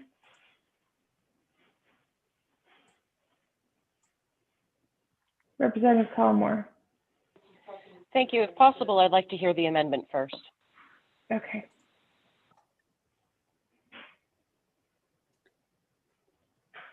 Okay, with the, I can certainly do that. I'm not the parliamentarian, but we may need to take it off the table first. Can I get a motion, please? Representative February. I move we take 1214 off the table. Do you have a second? Second. All in favor, show of hands. Okay, my mistake there. I think I've done that before. So 1214 is off the table and we're going to move back into work session. Ms. Olson, are there two amendments, I believe? Representative Hassenfuss, which would you like her to present? Yeah, there are two amendments I worked on with Ms. Olson. I'm happy for the committee to consider either of them. One of them is more prescriptive, where it prescribes that any platforms installed in these vehicles must be as low as possible and on floor level. The other one basically just says that any vehicles used to transport gurneys or stretchers, platforms, things like that, need to have some safety regulations put in place from the department and from the board. So I'm happy to have the committee take either of those under consideration. Ms. Olson, could you possibly just run through both, maybe? Yes, actually, in the document I emailed out this morning, they're just stacked on top of each other. So we can look at them at the same time, simultaneously. Okay. I have to share the screen so you guys can see it. Okay. When the committee was last considering this bill, there was a lot of discussion on whether or not being able to regulate the transportation of human remains fell under the sort of the powers of the committee and in particular under the funeral board. So I looked into it further, which led to, at the request of Representative Hassenfuss, the amendment before you. So the amendment is in Title 32, Section 1501, under licenses, qualifications, and requirements. And it's referring to the State Board of Funeral Service. So we're amending this portion of the bill, and you can see as we look, this is talking about all funeral establishments and branches and applicants for licensure as a practitioner of funeral service, funeral director, or embalmer. And this is really talking about their power to adopt rules related to different parts of their practice. So if we head down, you'll see at the top of the second page underlined sort of the two versions, and the difference is highlighted here in the second paragraph. So my decision in drafting the amendment for Representative Hassenfuss to place it here is based on, and I have a note for the committee to consider off to the side. So under the current rulemaking for the Maine State Board of Funeral Service in Chapter 12, they talk about transportation of human remains. And that includes already information around the vehicles that they use. And so the statutory authority for the rulemaking in Chapter 12 on transportation of human remains comes from Title 32, Sections 1451 and 1501. So that led me to place it where I did. And so you can see the two options for the additions. So it reads, a funeral director or practitioner of funeral service who owns or leases a vehicle for the transport of human remains must ensure that human remains and any equipment for the transport of human remains, including but not limited to platforms or decks to support human remains, mortuary cots, stretchers, or caskets, are properly secured in order to prevent excessive movement within the vehicle or displacement during a motor vehicle accident, and to ensure the safety of the vehicle's driver and passengers. The board shall adopt rules to implement this section. Rules adopted are routine technical rules as defined by Title V, Chapter 375, Subchapter 2-A. The more prescriptive option the committee could consider as well is basically the same thing, but it adds more detail in that in vehicles modified for the purpose of transporting human remains, which would include SUVs or vans, as we heard during the public hearing. So in vehicles modified for the purpose of transporting human remains, platforms or decks installed in the vehicle must be installed at floor level, and any passenger seats must be removed or stowed in such a way as to allow installation at floor level.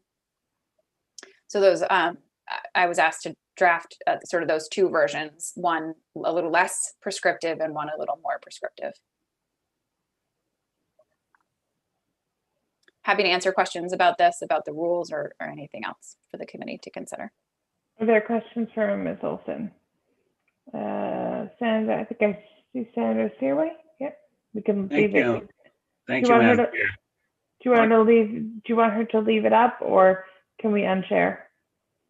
I guess we can unshare. Yeah. Okay. And I did email this out to all committee members this morning with all the other materials for today. Yeah.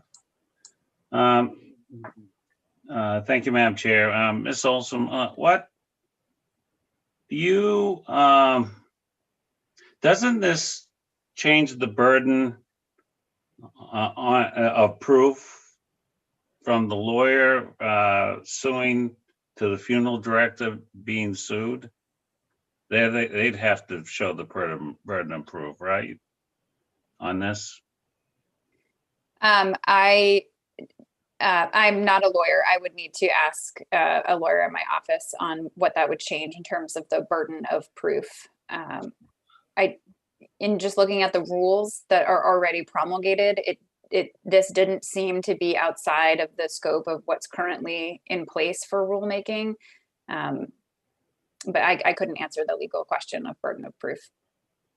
And then also on rulemaking, you'd have to have this guided by a certain statute, and I don't know if that covers this on whether it's motor vehicle or if it's this statute or what. So I'm just kind of concerned. There's two big pieces here that I'm concerned about, and I just don't want to end up making this a situation where, I mean, I've been to accidents that are very serious and you can see the engine laying on the middle of the road, so you don't know what the impact is. And then when you go and do something like this, there's a lot more that's intertwined when you get into a lawsuit. And I'm just trying to make sure that we're not just doing a bad service for everybody. If I could just answer the first part, I think there was a question in there on the statutory requirements. By making this amendment, we would be just like in the other sections of other portions of this section of statute, we would be giving the statutory authority to make this type of rule. So that, at least that part would be covered. We'd be given the authority, but we'd be given the authority to have the burden proof changed to the funeral director compared to the lawyer having the burden of proof. And that's a big concern.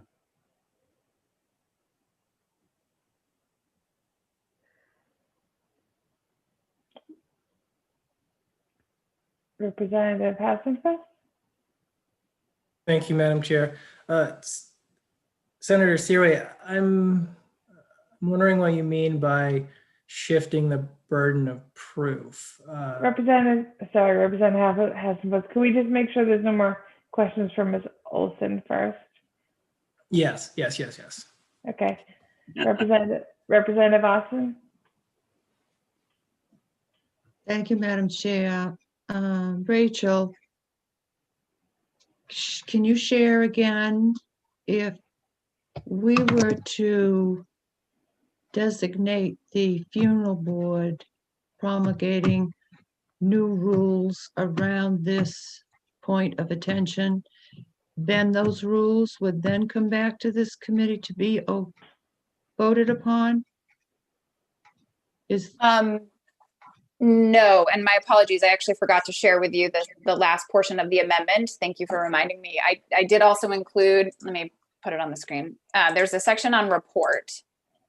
So under rulemaking, rules that an agency makes under Title V, Chapter 375, routine technical rules, they don't require the approval of the legislature, but they do submit their rules back to the committee for review. But not for approval. Major substantive rules would require legislative approval. As the amendment, I'm sorry, I forgot to share this. I did include a section on report. So DPFR, the funeral board, but they're overseen by DPFR or within DPFR, would have to provide a report back to the committee next session describing the rules that they adopted. In the draft, I did not include the ability for the committee to report out legislation, but that's certainly an addition that could be considered if the committee wanted to have that type of option in the next legislative session. Under normal circumstances, no, they would just be submitting a report back of their rules that they made. That's pretty standard. We get reports of any agency rulemaking. The committee receives those. Thank you for that. If I may, Madam Chair. Yes, we do have the department here, Representative, if that's helpful. I guess, let me just, okay. I just want to pose a question on routine and what would constitute making this substantive. Would you like me to bring Ms. Hawk in? Sure. Okay. Ms. Britton, could you bring Ms. Hawk in?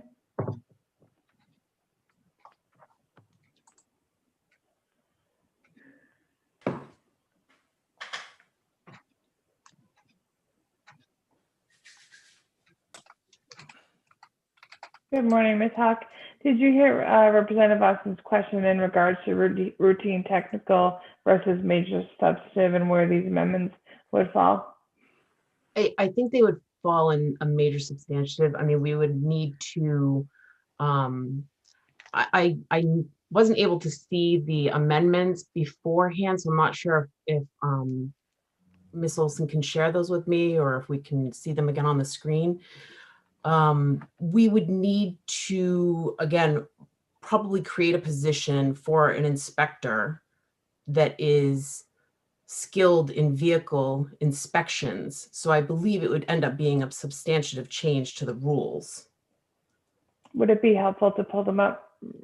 Please. Pull it up quickly, if you don't mind, Ms. Olson. Nope, not at all.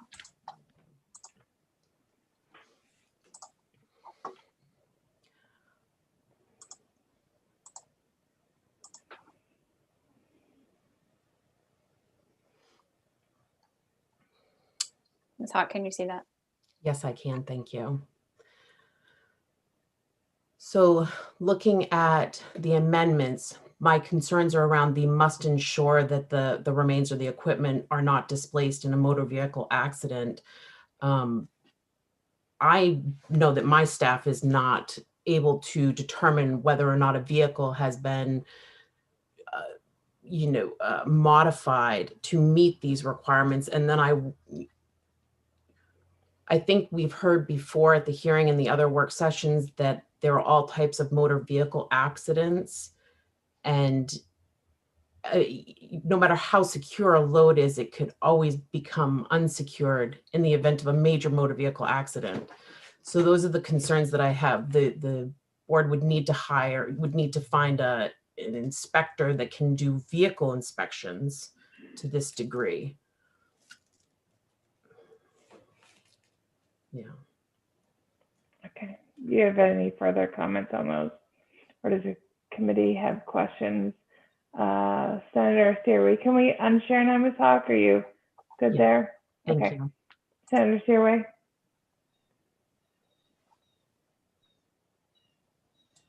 You're on mute.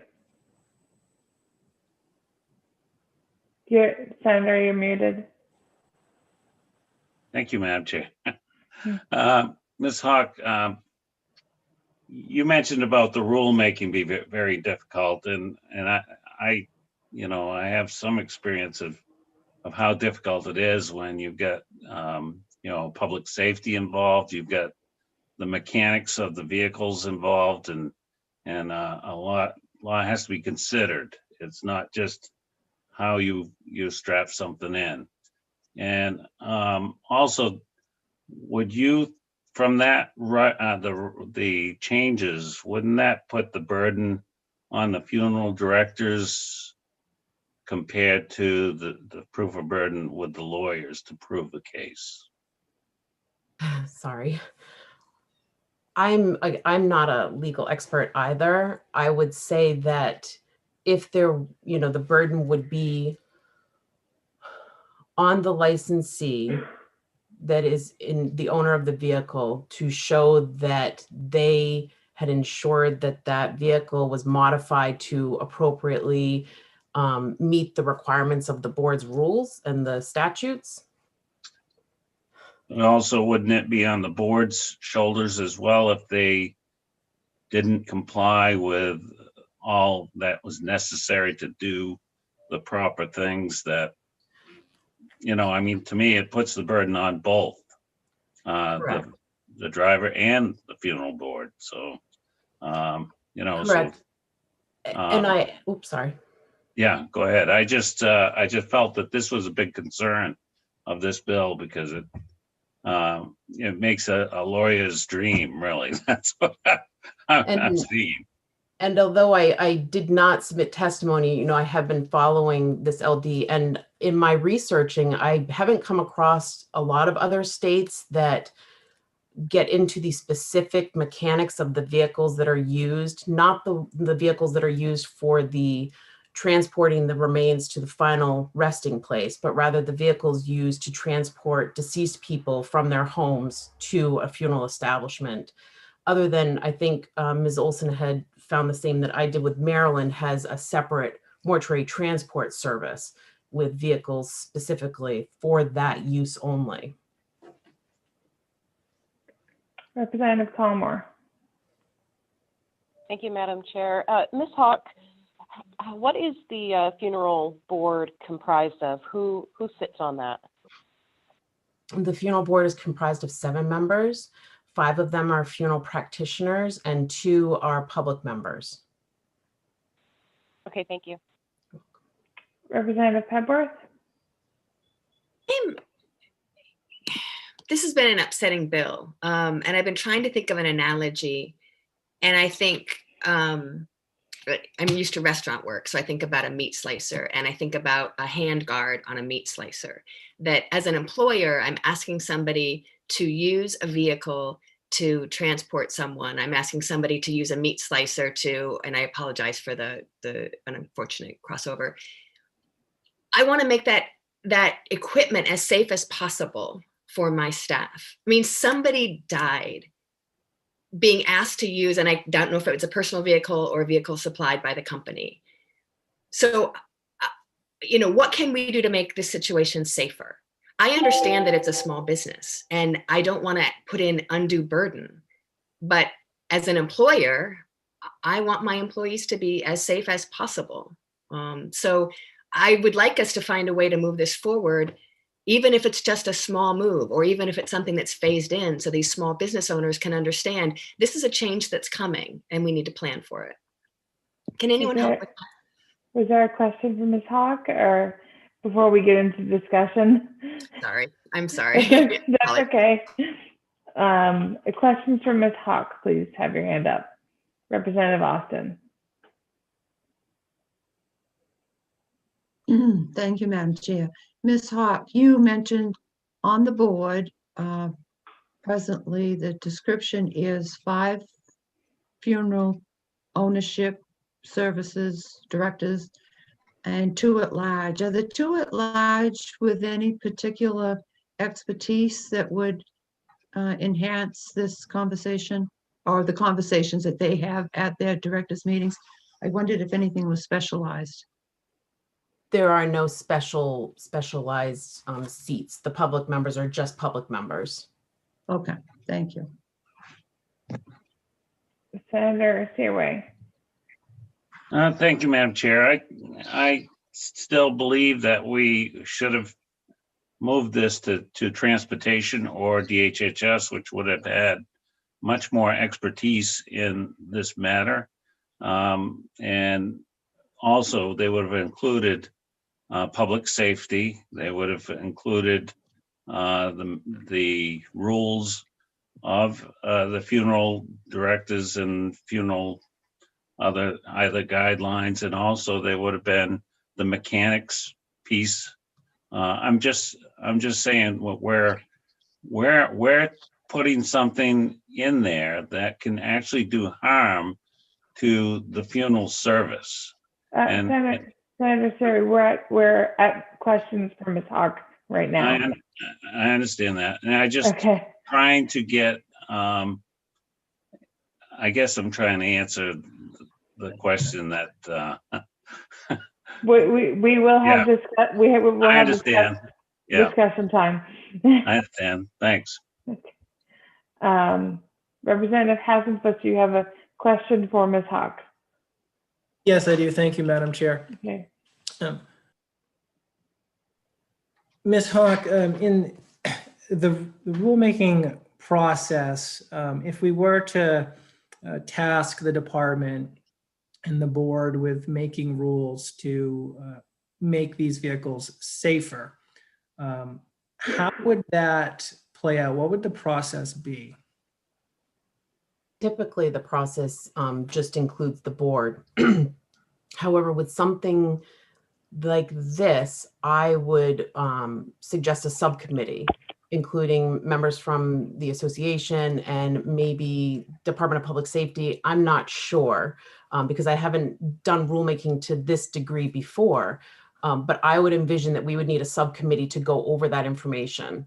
I'm not in the trade and the profession, so I think the association is a good resource for that because they have their members, they know the vehicles that they're using and how they're modified. I think there's so many different ones out there. So I would envision a subcommittee meeting to review what could be done via rules. And this subcommittee could determine what type of safety mechanisms would be, 1, easily installed, and 2, relatively safe, considering? I think so. I'm probably not the expert on that portion of it with the vehicle safety and how those could be modified. I think that's something for the association. But you could get somebody on the team that would be able to answer those questions. I think I could, yes. Yes. Follow up. May I ask a follow up, Madam Chair? Yes, noted. There's 2 more in the queue after you. Okay. Ms. Hawk, I think one of my questions is what language, what language would you like to see in this statute that could give you the ability to put together a group of experts to go through all of the different intricacies involved with this, to come back with a rule that would be implemented by the Board of Funeral Services? I am not a legal expert, so I am very hesitant to tell you what language I think should be included in the statute to get to that. I'm not sure. That's fine. That's fine. I wasn't really prepared to. go over a lot of questions. Sorry. Representative Bernard, did you have a question for Ms. Hawk? Truthful, I'm not sure if it's from Ms. Hawk. So I'll say it and then you can tell me I'm out of order. Seriously. I'm just wondering whether Ms. Hawk or can tell me whether or not, is there any technology on the market today, do you know, that could actually accomplish what this bill is asking for? In other words, securing, securing a load to the floor. Can that be found? And I know that Representative Hassenfuss sent around something that was earlier on, sent along something that was on the internet about a piece of equipment, the single deck system, I believe it was called. But apparently, after doing some checking, that does not secure or attach to the vehicle, is my understanding.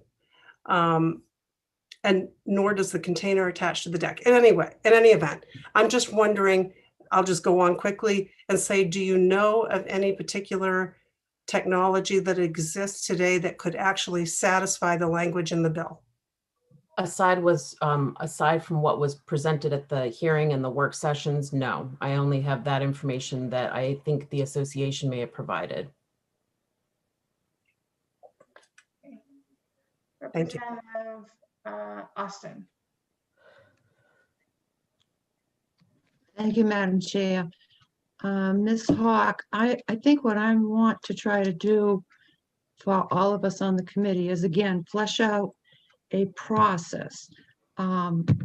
Your thought was that one avenue could be a subcommittee of the role players or the partners that are enter into this concern. They would meet, and then they would hopefully reach some sort of resolve that then would be presented to the funeral director or the funeral board. And then upon that, am I anywhere near correct so far? I think so. I believe that was the Mr. Pino that had provided his thoughts on creating a committee to review what's out there for possibilities. I believe that's what he had suggested in his testimony at the hearing originally. Okay, so then I believe that work would go back to the funeral board, and they would process, react, engage. And then at that point, if this seems like, I think you've said it should be substantive, it would then come back to this committee for its perusal. Does that sound right? Yeah, yes, I'm not sure. I think this is, what I'm trying to help define for all of our committee is, I think that we sense the tragedy, and we're trying to sense how we can get a collaborative attention to it that is appropriate, that can be worked with in the future for safety's cause, yet something that everyone can have an opportunity to have input in the stakeholders, and then have us have that their oversight, and then consider that as to how much further that goes. I'm just trying to kind of put out a plan, and if that's something that is worthy of consideration. Thank you. Ms. Hawk, I have a question. This is kind of piggybacking off Representative Austin's. In the scenario that she is suggesting, what would happen if the subcommittee came back and said, we can't figure out a way to do it? There isn't. That's not going to be, what would that then do to the rulemaking and all of that? That's because that's one of my concerns. So I'm not sure, but I can look into that and find out. Yeah. Does that make sense? You know, It to does. say, go figure this out, and then come back and say, Yes, we can't. So right. then what happens? I will find that answer. Do we have, okay, sorry, Ms. Hawk, you seem to be popular this morning. Representative Calmer, you have a question for Ms. Hawks? Okay. Yes, thank you. Kind of piggybacking off of your concern here, that's also a concern of mine, because the way the amendment is written is that you have to provide rules on how to do this. And has the department ever hit a situation where the legislator has said you have to do something, and then you do a study and find out you can't? And what are the repercussions of that? I do not know, but I will find that information for you. Apologies. Wow. Representative Austin, you have a follow-up? Well, I hope this could be some clarification. I would think that our task, in the verbiage of our task, that would be part of it. This is the whole point, is to try to get the group together, flush out pros and cons, what's available, what's not available, and that's how we can process. That's why we would use them. Utilize them, utilize their what they bring to the table, and then take that to the, if they cannot find a resolution, well, that's how we avail process to us as a committee. And then I would assume upon that, if the directors agree that they find due diligence was given, but there just does not seem to be a way to move forward, then I think we have, I guess what I'm trying to advocate for is we flush it. And if this is, I think this is a fairly appropriate way to flush this concern out. I mean, that's just my opinion. Thank you.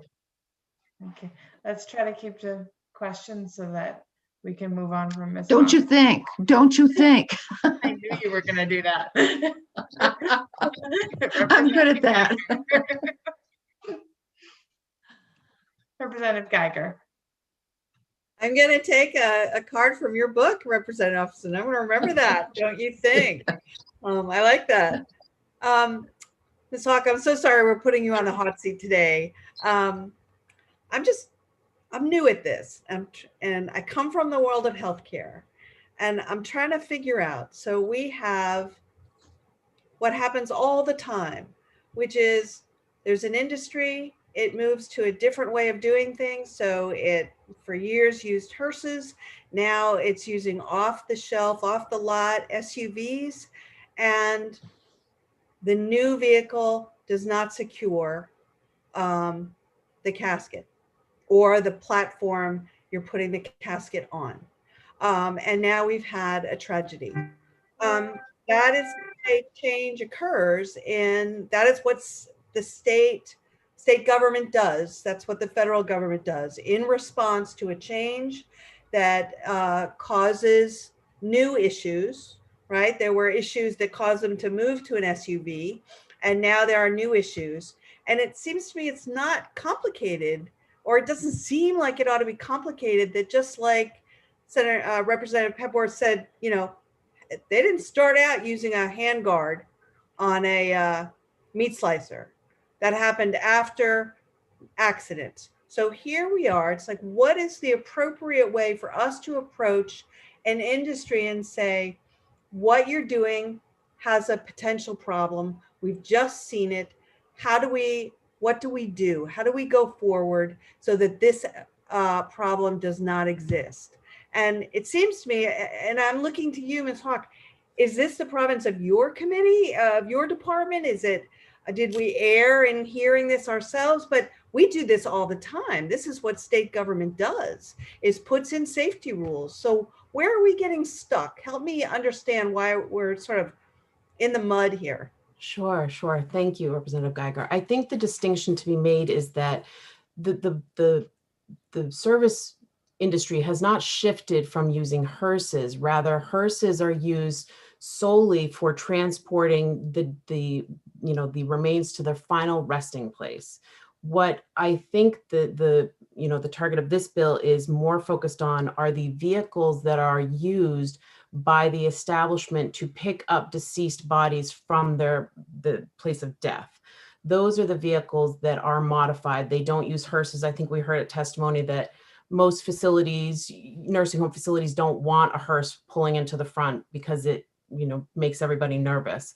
So I agree. It takes one terrible, tragic incident to shift our view and look to see what we can do. I don't have that answer. I don't have the answer as to what is out there, what we can do to those vehicles, not hearses. I think it's important to make sure that, because I think hearses are already well built for maintaining, the casket and the remains.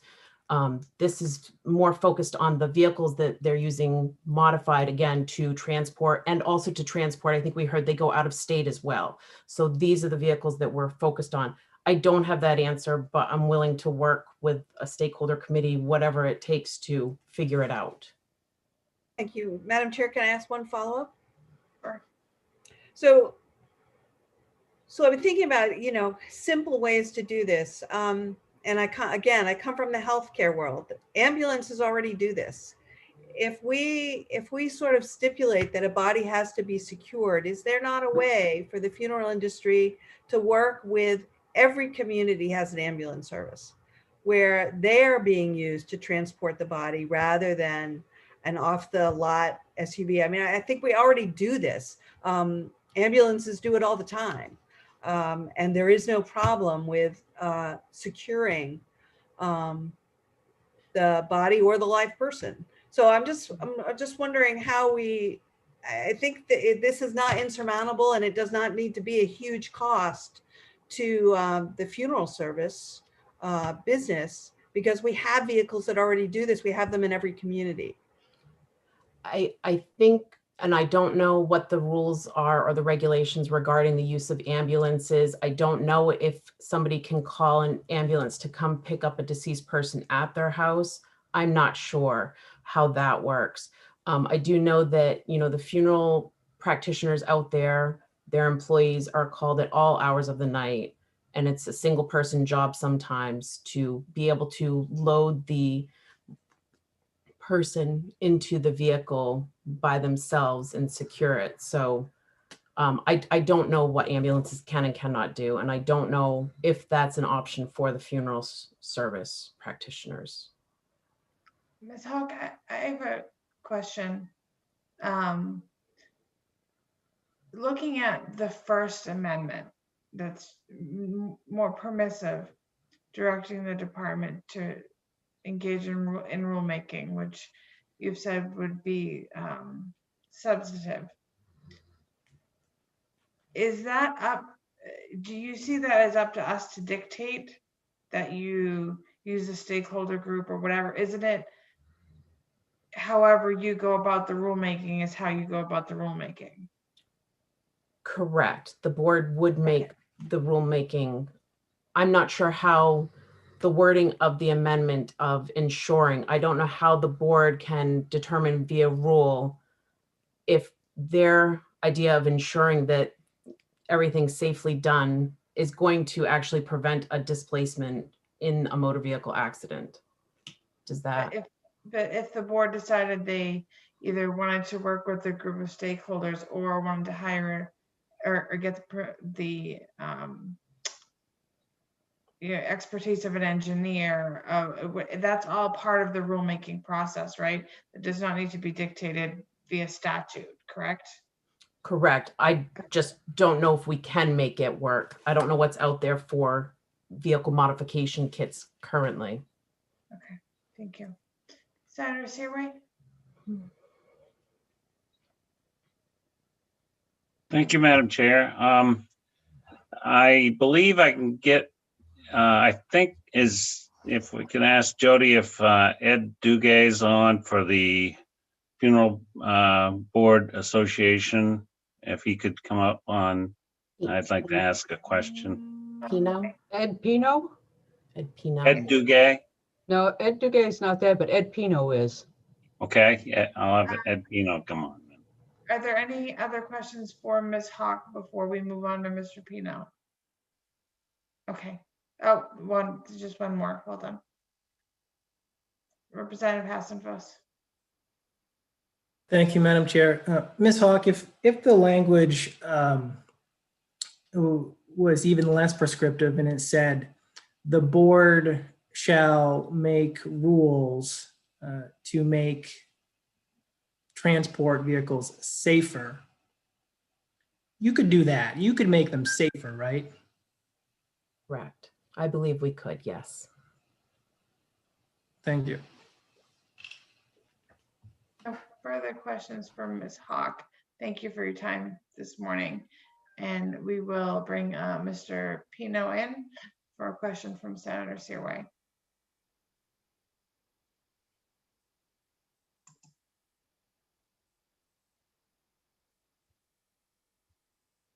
Good morning, almost afternoon, Mr. Pino. Madam Chair, members of the committee, thank you. I am Ed Pino, a resident of Vassalboro, and I'm here today representing the Maine Funeral Directors Association. We did not get the latest amendments, but looking at them, and listening to your debate, Mr. I Pino, can see this. Mr. Pino, we're not in public hearing right now. Senator Searway has a question. Oh. Yeah, it's a work session, but thank you, Ed, for coming on. I've got two questions. I don't know if we can, if you want, we can bring up the amendment if you haven't seen it. But the big question is, there's two parts. One is how the burden may be put on to the Funeral Directors Association if we make these, if we put the rulemaking under the board. And also, I don't know if we've got the correct statute to work on for this type of situation. And I'm just, there's a lot of concerns here that I have, but those are the two major ones on rulemaking and also the burden of suing. It sounds like that lawyers, instead of them having the burden of proof to do the suing, that it would actually be the burden put on to the funeral directors association and also the drivers to prove that they weren't in the wrong. So that's what the two questions I have. And now if you want, maybe we could have Ms. Olson bring up the amendment if you'd like to look at it. Actually, Senator, the part that I'm concerned with is the first part of the amendment, not the second part that he put on. And to answer your question, where the amendment reads, must ensure that human remains and equipment are properly, are properly secured in order to prevent excessive movement or displacement during a motor vehicle accident. That is creating a standard that we cannot meet. There are motor vehicle accidents where no matter what you have hooked to where, an engine, like you said before, is in the middle of the road. And that's pretty well bolted down. So we can't meet that. The part where the burden is shifted, as we see it, is because there is no way, if this was to pass as is, there is no way a funeral director could go in and say, I did what the statute asked. There is no third-party inspection, like on a motor vehicle inspection, that says, yes, you have a safe vehicle. And then that would release the funeral director from liability. What this is saying is nothing can ever move, or you are in violation of law. So if you got T-boned at an intersection, your vehicle rolls over, things are going to move. That's why we're opposed to this amendment. It's a standard we can't meet, and it shifts the burden. And then it would be, if something moved in that vehicle, it would be prima facie evidence that we actually violated the law. So we would be in a defensive move instead of the attorney that's suing us. So that's how that would flip that. That's how we see it. Understand the heartache the committee is going through for this. But, if you want to talk the meat slicer analogy, that wasn't one instance. How many people were hurt on meat slices before? What we're dealing here is one tragic accident. And when our research, like I said before, like in my testimony, we want safer vehicles. We want to figure it out. But what this does is handcuff us, and there's no way we can meet that standard, and there's no third party saying that we installed it properly. And I believe it was Representative Bernard brought up the point of the on the internet search of what the things were.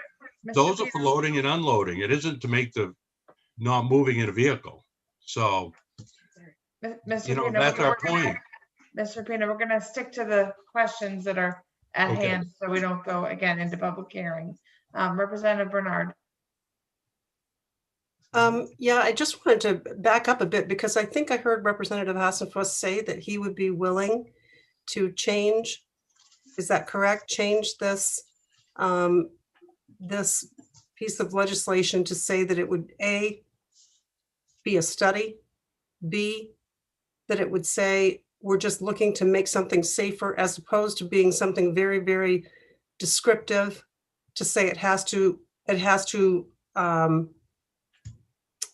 fall into these words that you had before about, let me see if it's about securing to the floor, for example. I'm trying to figure out, you know, are you saying that this is all kind of up for debate within a study? Is that correct, Representative? Yeah. Bernard, are you, was that for Mr. Pino? Because if not, I'm going to send him back to the attendee list. We're getting too much into public hearing and discussion when we're just. Sorry, I didn't know how to make that clear to Mr. Pino.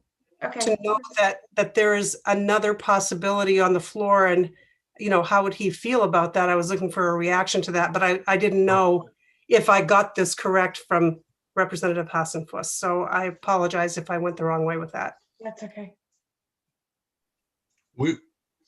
Madam Chair, am I recognized? Yes. We would be happy to work with the board and the in that direction, under the board's authority to pull us together and work in good faith to come up with best practices, safer ideas. Okay. No further questions from Mr. Pino. Ms. Breton, if you could send him back to the attendee list. Is there anyone else that the committee feels that they need to hear from? Representative Hassenfuss?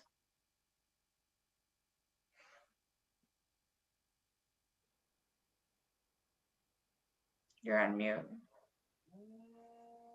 Sorry, I did invite the officer who was on scene, Mr. Cody, and he's been very patiently waiting, and I feel like I should give him an opportunity to just kind of describe what he saw. And he's not taking any position on this. He's just kind of here to fill us in on what the vehicle looked like and his initial impressions.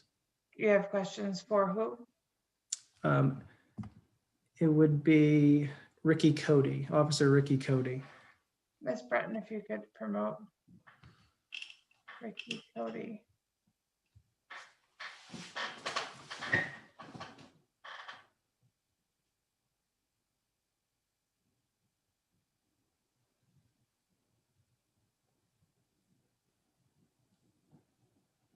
Good morning, Mr. Cody. Good morning. Representative Hassenfuss has a question for you. Mr. Cody, thank you for coming in today. I know you're super busy, but I do appreciate you coming to speak to this committee. I was just wondering if you could walk us through the accident scene from November of 2017 and just kind of describe for us the vehicle and the platform and the things and what happened there and how that accident sort of transpired. Representative Hassenfuss, just to keep things on track here, we want to make sure that our discussion, our questions are focused on the text of the bill at hand and not go back into public hearing.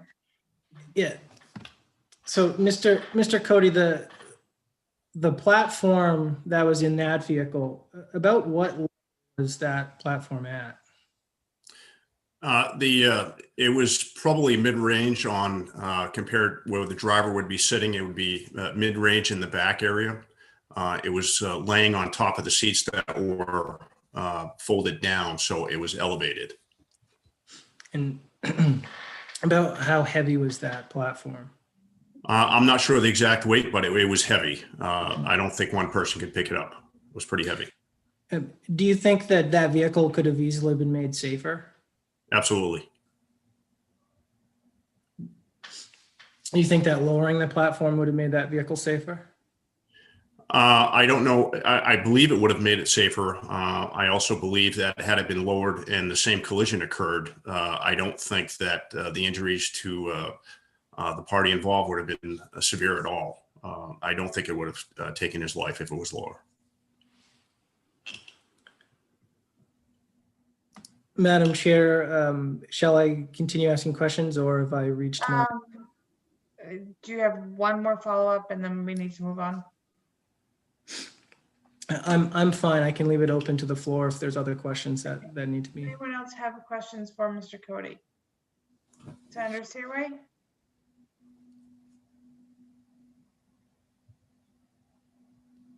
Thank you, Madam Chair. Mr. Cody, I wonder, what do you feel? I know that in the loose load law, it doesn't cover it because there's nothing to do with the internal works. And if they do a rulemaking from the funeral board, wouldn't that put the burden onto them rather than by the lawyer in something like this? I mean, you've been at trials and whatever, and you know how complicated it can get. What's your feeling on that? As stated earlier by others, I'm not a lawyer, but in just, generally speaking, it sounds like it would put the burden towards the funeral home to make sure that they meet the regulations. Yes. Thank you. Any further questions for Mr. Cody? Representative Hassenfuss, is your hand still up or did you? Madam Chair, I have to go to an appointment, so I will be off it this afternoon. Oh, okay. I do have just one follow-up. Hold on one moment. Senator Seaway, what, do you need to leave now? What's that? Do you need to leave now?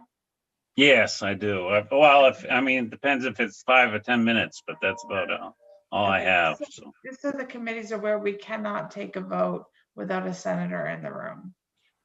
Okay. Mr. Cody, my follow-up question was just that, do you think that the state police would be willing to cooperate with, and I know you may not be able to answer this, but would be willing to cooperate with the department and the board if there were some rulemaking on this, on how they could make these vehicles safer? Yes, I do. I can't speak for the agency, but I know that we're open to, making everything safer on the road. I definitely think that's something that we'd be interested in working with you guys with. Senator Seaway?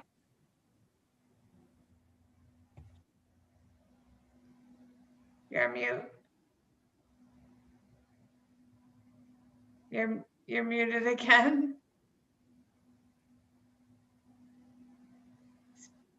Still can't hear you.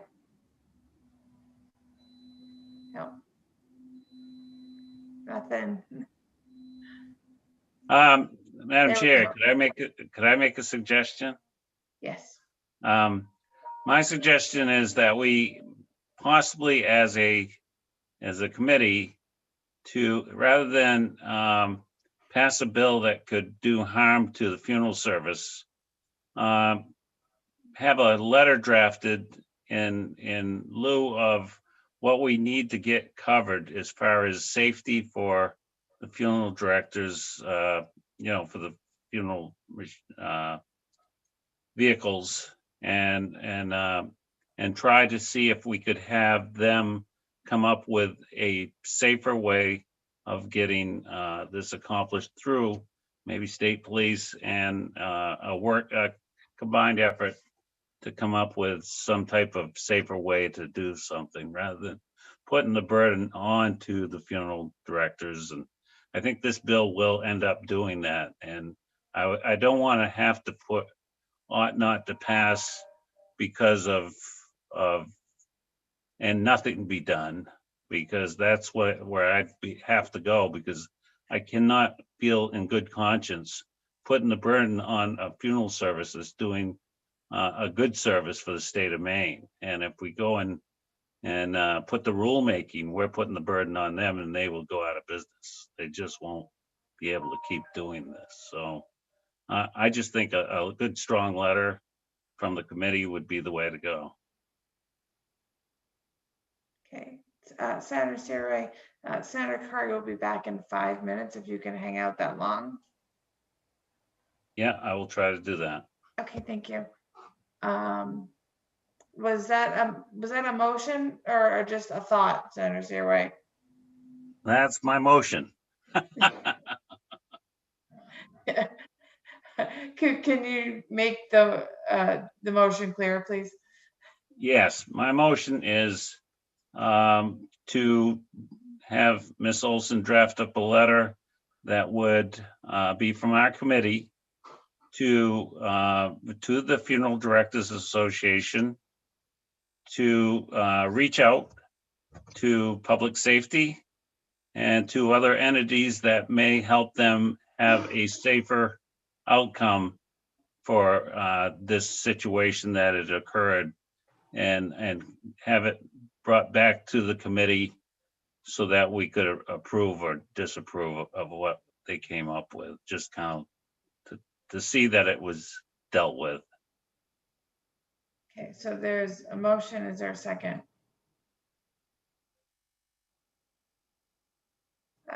Okay, seconded by Representative Bernard.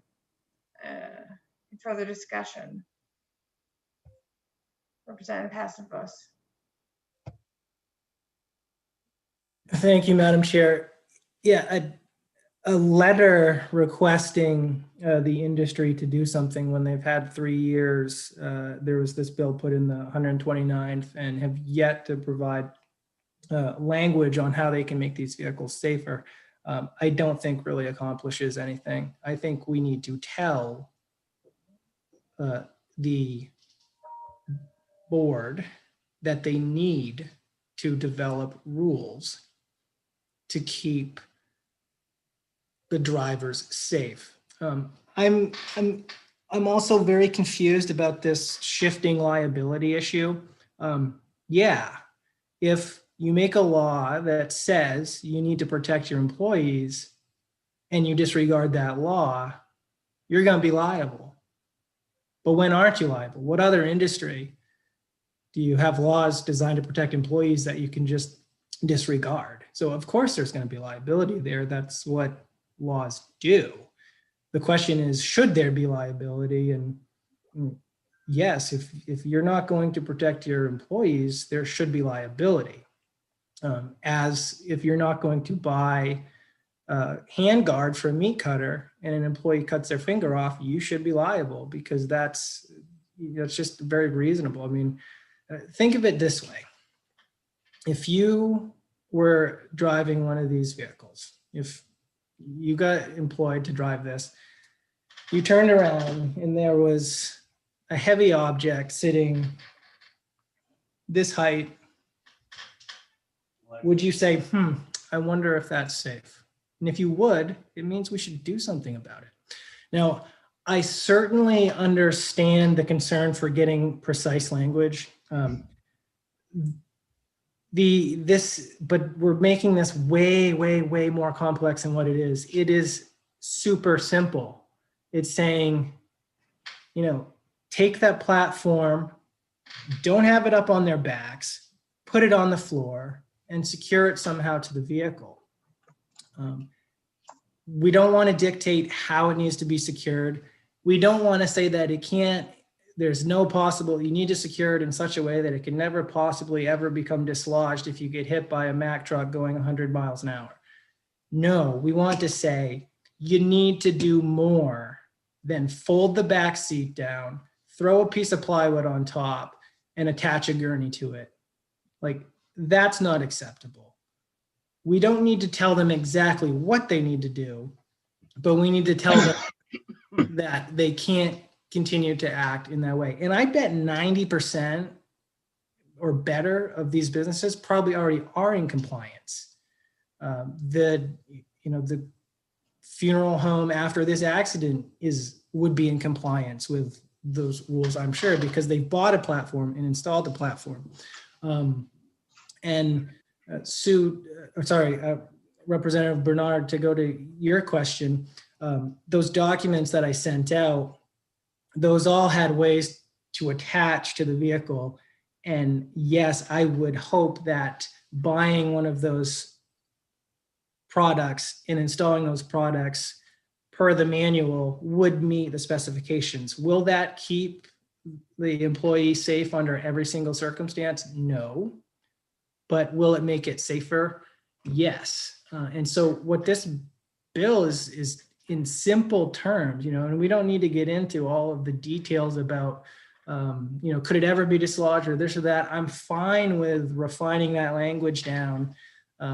If it says we need to make some sort of rules that makes it safe or safer for these people to drive these vehicles, so that it isn't simply folding the seat down, putting a piece of plywood down, and then never having any liability because workers' comp is all that anybody could ever recover for that. And so this is a very intelligent, very smart, very thoughtful committee. I know we can come up with appropriate language to then send it to the board to make rules that will implement safety in such a way where they can buy an aftermarket product and install it, or go get a mechanic to install something. And we shouldn't have to describe exactly how they need to install it. Just say, you got to do something to make these safer. And, I think just asking them to say, put any platforms as close to the floor as possible and secure them to the vehicle, makes things safer. And so, yes, Representative Bernard, I am open to tweaking that language, working with it. And I think a great solution is to send it to rulemaking, let them, get all those stakeholders involved, the state police, Department of Public Safety, whoever can get together, come up with a way to do it, and then implement a rule. So I think that's a very commonsensical way to do this. Representative Hasselbus, I just have to cut you off because I think Senator Searway needs to leave. Yeah, I do. I'm sorry. I have an appointment I have to make to qualify. So it's about lunchtime. So Senator Searway, can we entertain the motion to table this? Yes. And then we'll come back at 1 after lunch. How does that? And Can I get a motion? But yep, I'll make a motion to table. And yep. Get a second? Show of hands. Okay, so we're gonna table this since we can't vote anything anyways yet, and Senator Curry's not back yet. So I would say that the committee will be at ease, go grab some lunch, and meet back here at 1 o'clock to finish this one and take up the last bill we have.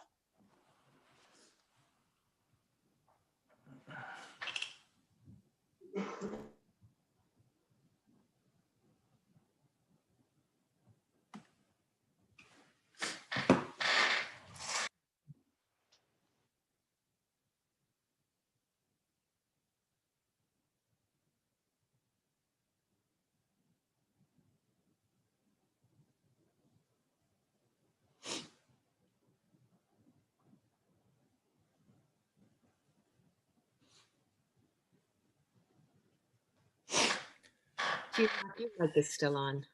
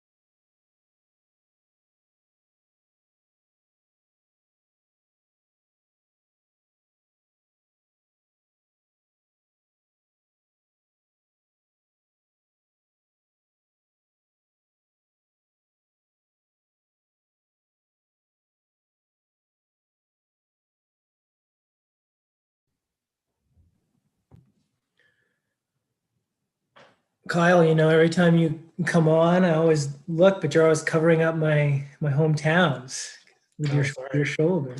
Sorry. You have to like spread that around some so you can everybody Figure it out. It's a pretty narrow quilt, and like where it is on the wall and where I'm positioned, it's hard for me to. I don't have a lot of flexibility, sadly. I'm covering up all my political posters back here.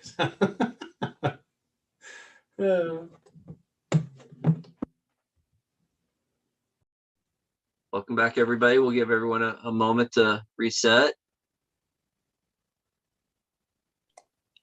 I'm sporting my proud little decal from my trip to the vaccination center. First or second? Second. You'll be fine. I was afraid and thought I'd need to take 2 weeks off, but I was good. Yeah. Thus far, feeling fine. That's good. Yeah, I got mine next week. Okay. Is Representative Roberts with us?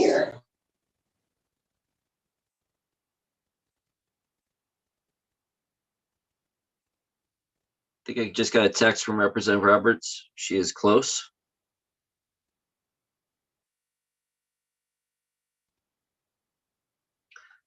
Welcome back, Representative Roberts. You want to hang on to the gavel? Where's the background noise coming from? Off mute. Representative Collmore will be in just a minute. She's in a computer reboot. Okay. We might be catching background noise on your computer. So, Representative Roberts, you want to continue the gavel?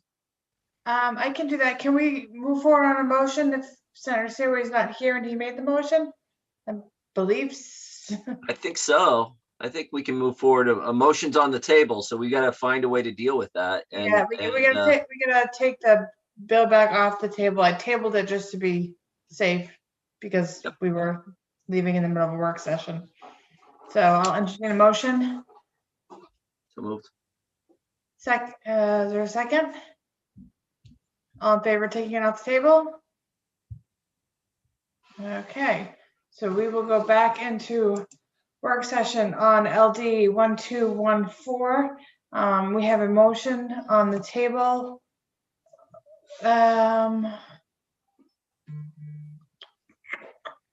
Ms. Breton. Yeah, it was a ought not to. I had ought not to pass motion, but with a letter by Senator Seaway and seconded by Representative Bernard. Okay. And then it went to a tabling, so I don't know procedurally what you do from there. Yeah, we took it off the table and the motions. Yep. I think that motion is still on the table, is my understanding. So if there's any further discussion, Representative Bernard. No further discussion, but a question, I guess, and procedurally, I don't know. I had the chance to talk to Senator Seaway, who was ready to withdraw that motion, which I seconded, so that he could move into something else. Can that be done without him or no? You can withdraw your second. God, there's a sneaky way. Okay. When there's a will, there's a way. Thank you, Representative. If you so chose to do so. If she withdraws her second, then the motion fails for lack of a second. Is that correct? Correct. Okay, that makes sense to me. We'll go that way. That would need to be formally. I will withdraw my second to the motion. Okay, so hands up here. Representative Ducharme. Thank you, Representative Roberts. I appreciate that. In light of Senator Seaway's not being here, one of the things that I wondered, and I'm proposing this as a question for Representative Hassenfuss, and I don't know if that's appropriate. What's your thought on that, Representative Roberts? Are you proposing an amendment? Or would you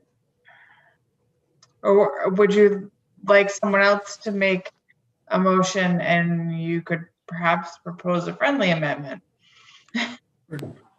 Well, let me ask my question to Representative Hassifus. Okay. Representative Hassifus, if we were to make this a resolve directing the Board of Funeral Practitioners and all stakeholders to develop rules to address driver safety in the transport of human remains, would that give the strength that you want to the governing board to make the rules, as opposed to just a letter from the committee, as Senator Searway's motion was? I would like to make it clear to the board and to the department that this committee and the legislature, obviously would have to pass and all of that, but we expect rules to be done that are going to do the best they can to protect the safety of the individuals. How that happens, ultimately what I care about is proper rules being done. I care that we say that we are demanding that the department shall make rules in this area.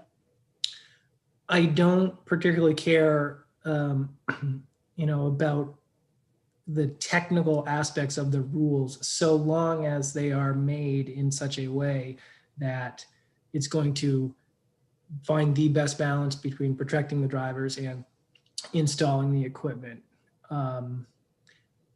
Let me make a motion and then we can discuss that motion and see if people can come on board with that. Or if we want to amend that in any way to find something that we could all come on board with, if that would be acceptable, Representative Ducharme. Okay, the chair recognizes Representative Hassifus. Okay, thank you, Madam Chair. So I would like to make a motion, and what it would be is it would be the second motion that Ms. Olson has put together for us.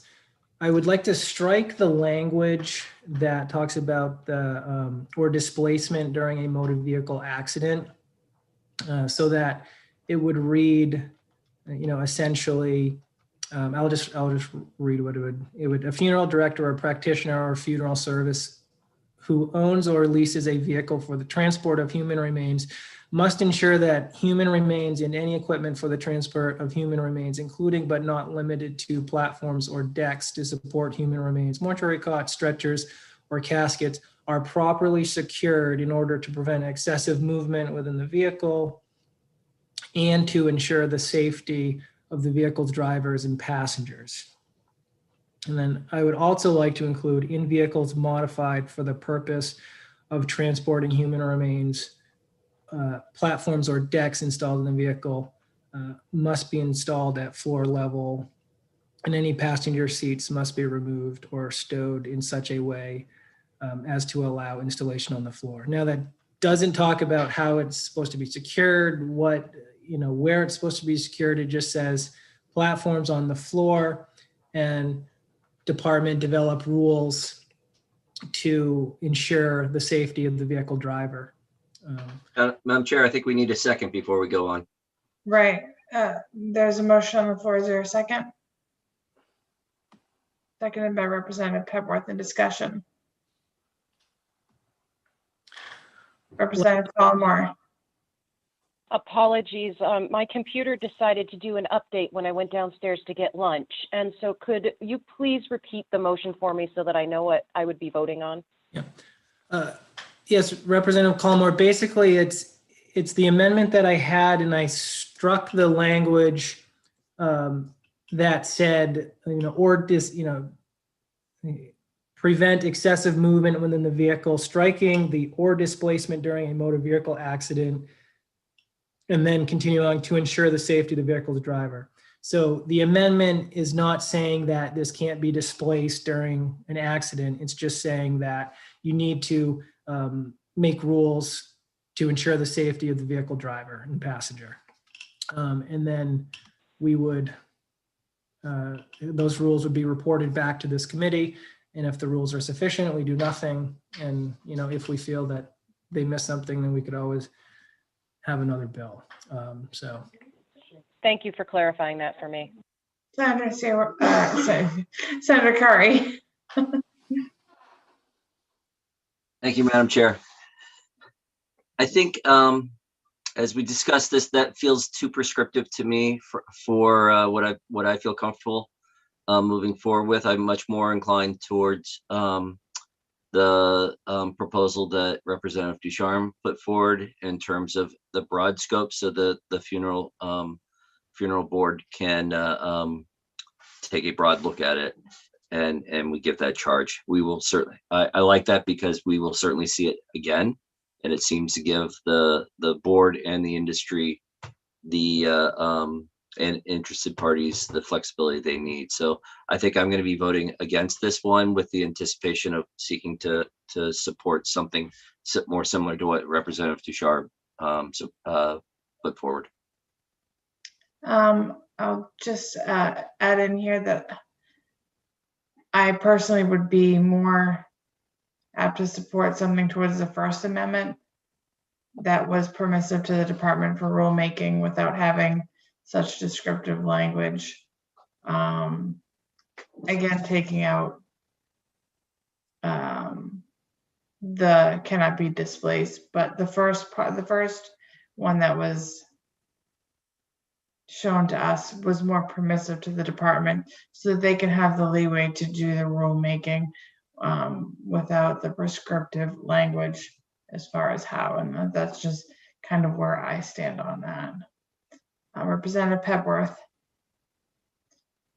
Thank you, Madam Chair.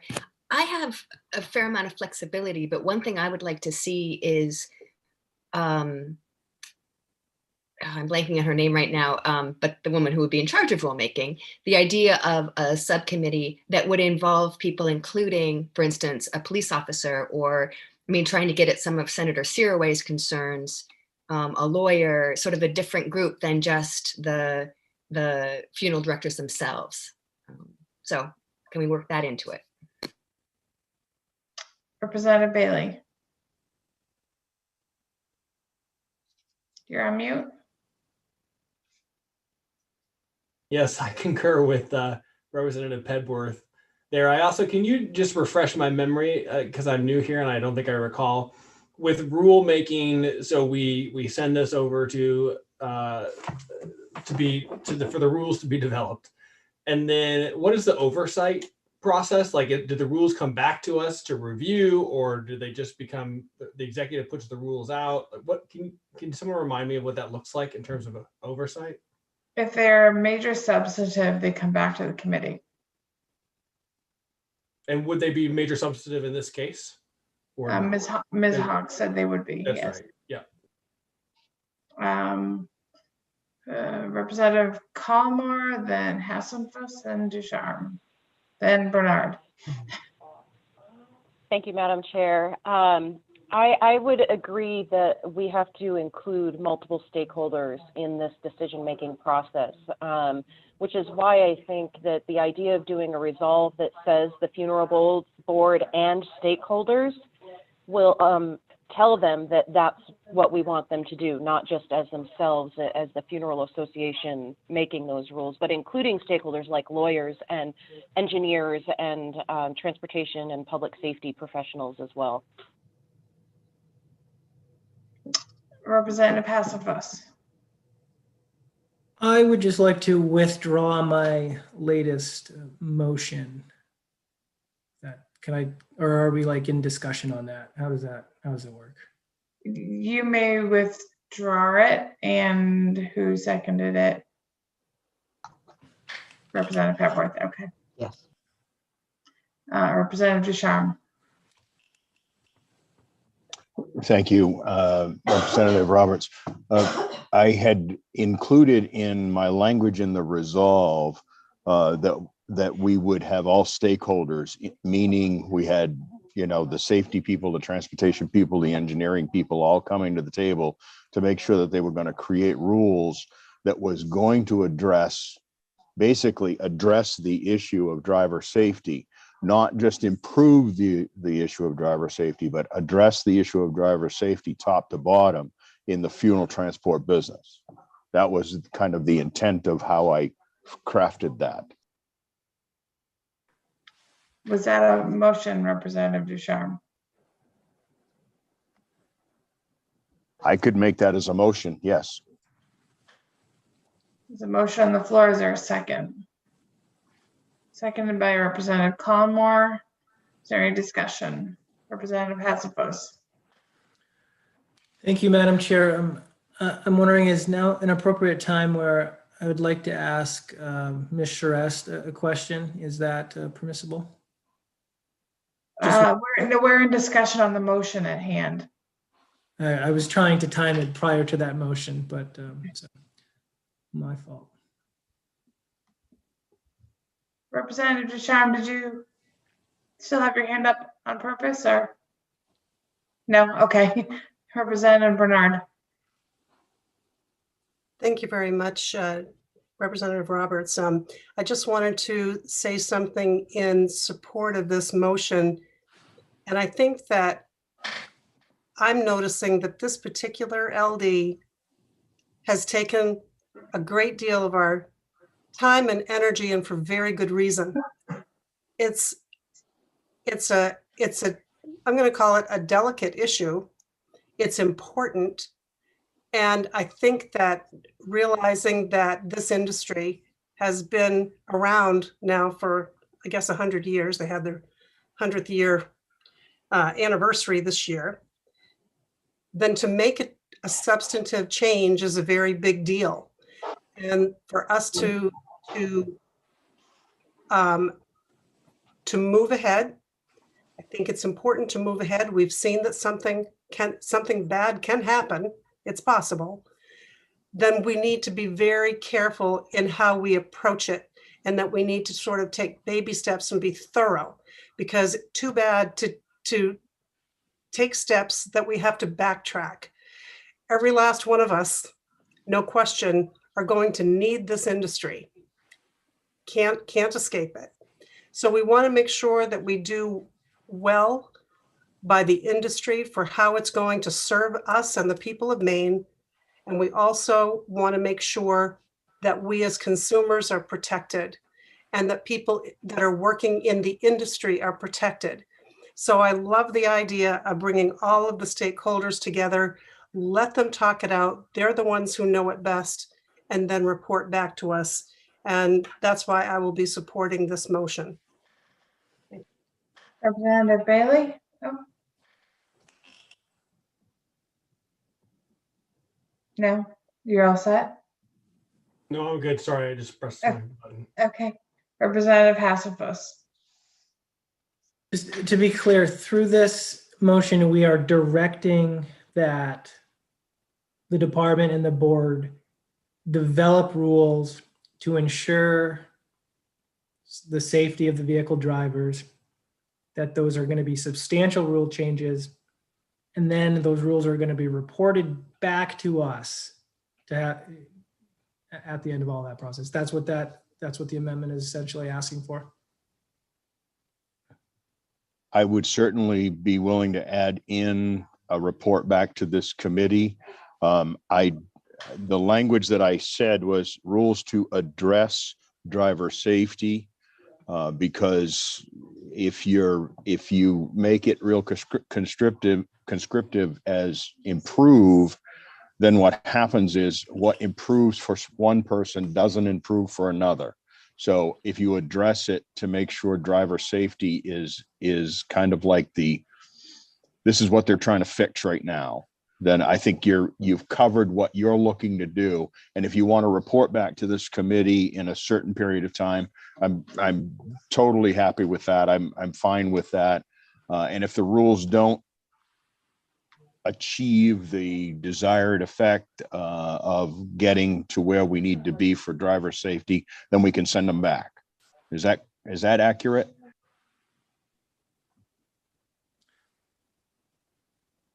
I think we can always, we Yeah. can. Representative Sharma, I'd like to make a friendly amendment.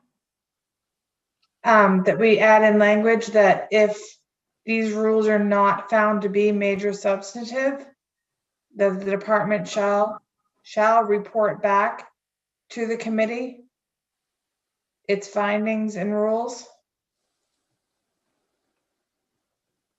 Representative Roberts, if I might ask you a question, I'm not sure, is there a clear definition someplace of major substantive that somebody could read to me? It's in the department. So the way that we had it, the way that it was written in the amendment before, Ms. Hawk said it was major substantive. Other than that, it would be routine technical. Ms. Olson can help here. I can help to some degree. Routine technical and major substantive are defined within statute. I can share the statute. In terms of who determines what is routine technical and what is major substantive, I think can vary. It could be up to policy, or it could be, for example, like the board telling us that it is. And then there is a process. I, again, admittedly will have to follow up. I think, if the committee is drafting a resolve to direct the department and the funeral board to develop rules, they would be developing them, but not necessarily implementing them. And that would be different than the prescribed major substantive rule process, which again, I would need to look a little bit further into if that is in fact where they would have to go. So if it was a resolve, as was suggested, they'd be developing the rules, but not implementing them. And they would come back with move forward with the suggestion of a report, they would come back with the rules that they had developed as a report to the committee, with the option for the committee to report out legislation in the next session. So if the resolve is to direct them to study this process, they wouldn't actually be implementing or enacting those rules yet, but developing them and then giving the committee the option of taking them, using them as suggested, modifying, changing them, or doing nothing with them next session. Let me share, I'll just put on the screen the description of the two different types of rules so that everybody can take a look. Just so that you can see it's in statute.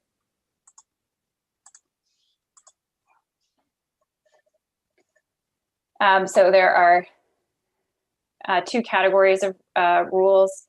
So routine technical are procedural rules that establish standards of practice or procedure for the conduct of business with or before an agency, and any other rules that are not major substantive rules as defined in paragraph B. So this is at the judgment of the legislature. Major substantive rules are ones that require the exercise of significant agency discretion or interpretation in drafting, or because of their subject matter or anticipated impact, are reasonably expected to result in a significant increase in the cost of doing business, a significant reduction in property values, the loss or significant reduction of government benefits or services, the imposition of state mandates on units of local government as defined in the Constitution of Maine, or et cetera, or other serious burdens on the public or units of local government. So as I just note, it does say in the judgment of the legislature for a major substantive. So I just, that information I could share. Ms. Roberts, I'm fine with that addition. I just had one question, and perhaps Ms. Olson can answer it. How do we define when they report back to us? Because I don't want to put something out there that has this open-ended date where they can do whatever they want, whenever they want, and then nothing happens. If we're going to do something, let's do something and get it back to us. And so how do we define that? We just say that they have to report back to us by, there are a couple of common dates that get used. December 1st, January 1st, January 15th. Next session, we wouldn't be in session in December, but it doesn't mean they can't report back. So we just pick the date. I think we just recently considered one where we said January 15th. And that just means that their report's done. I'll get a notification when the report comes in, or if I haven't seen it, they'll hear from me about it. And then when the report's available, and in particular, one that allows for the committee to report out legislation, we would schedule for the report to be presented to the committee if the committee would like to hear the report, and the report would be shared in either way. And then the committee would be able to move forward if they desired to report out legislation, and that would become, I believe, I think it's a committee bill in that instance. Representative Curry. Oh, sorry, Senator Curry. Thank you, Chair Roberts. Based on what Ms. Olson just said, I'm wondering if we need to have that added clause, because it sounds like if they are developing rules that will come back here either way, whether they're technical or substantive, they still come back. So I'm wondering if that's not necessary.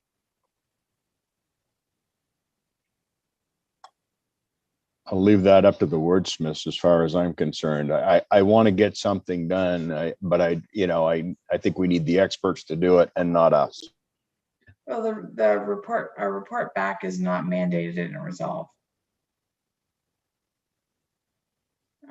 Representative Hassenfuss. Thank you, Madam Chair. Ms. Olson, is there a way to tell the department that they need to develop and implement the rules, to not just develop rules, come back to us, have us then tell them, yes, put these in place? Is there a way to just say, do it, develop the rules, implement the rules? The way to do that is essentially as it's been, not necessarily with the language that was put forward to you, but it's essentially as it was done in the proposed amendments. And it's written as a routine technical rule. Again, it says by the legislative committee. You could write that it's a major substantive rule.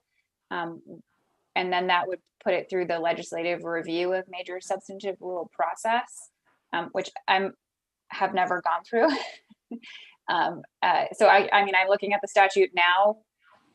If that's how the committee would like to proceed, the committee can obviously vote on it. I will go back and get more information. And if for some reason the way the committee voted isn't possible, I'll bring it back and we would have that conversation. There's a preliminary adoption of major substantive rules. So the agency would propose them. They'd have a filing of the notice of rulemaking, proceed with the process, everything but final adoption, have provisional adoption. And then it would come back to the legislature for review and authorization for final adoption. And it's only has legal effect after the legislature approves the final adoption of the bill. So that's a really quick summary of I'm reading off the statute here on my other screen. Representative Austin. Thank you, Madam Chair. For all of the recent concerns that have been brought up, I do think that Ms. Hawk did say these would fall into the range of substantive. I think falling into that range will prescribe that they will be brought back to us, there will be a chance and an opportunity for the Committee of Oversight to see if that in fact has reached or they have accomplished the goal with which they were tasked from this committee, and then we'd move from there. So I think that's a pretty good prescriptive way to move forward. Representative Collmore. Thank you. I think to address the issue of time too, we should put in there the report back date, as Representative Ducharme was saying, and following suit with the other one, I would suggest the January 15th timeline, if that's okay. Representative Ducharme. Representative Hassenfuss. I would concur with Representative Austin. I think by doing the routine technical rules, by default, there is the report back. We wouldn't need to necessarily specify that in the bill language by virtue of it being a substantive rule change. And then we could get that and we would ultimately finally implement that. So I think that would be the best way to go, is to direct them to do, substantive rulemaking. The department will go through that process. As part of that process, we will get a report back, and then it will be implemented once we get that report back and go forward with it. That would be, I can definitely get on board with Rep. Austin's thought there. Representative Collmore. Thank you. The reason that I want to include the deadline date is because I don't want them to take 3 years to do substantive rule changes, which is why I'm saying we should include report back by January 15th. Because if we just tell them to make substantive rule changes without giving them a deadline, it could take 5, 10, however many years we want it to take, and we want this done now. And so I think that we should include that deadline in there. And I can get on board with that as well. The chair would ask that you wait till you're called on. Thank you. Seeing no further discussion, Ms. Olson, are you clear on the amendment for the committee to take the vote, or we can go over it after? I would actually like the committee to go over it again for me, if possible. Representative Ducharme, would you like to run through that one more time before we go to the vote? Sure. The motion is to resolve to direct the Board of Funeral Practitioners and all stakeholders to develop rules to address driver safety in the transport of human remains. Rules must be major substantive, and we will have a report back by January 15th, 2022.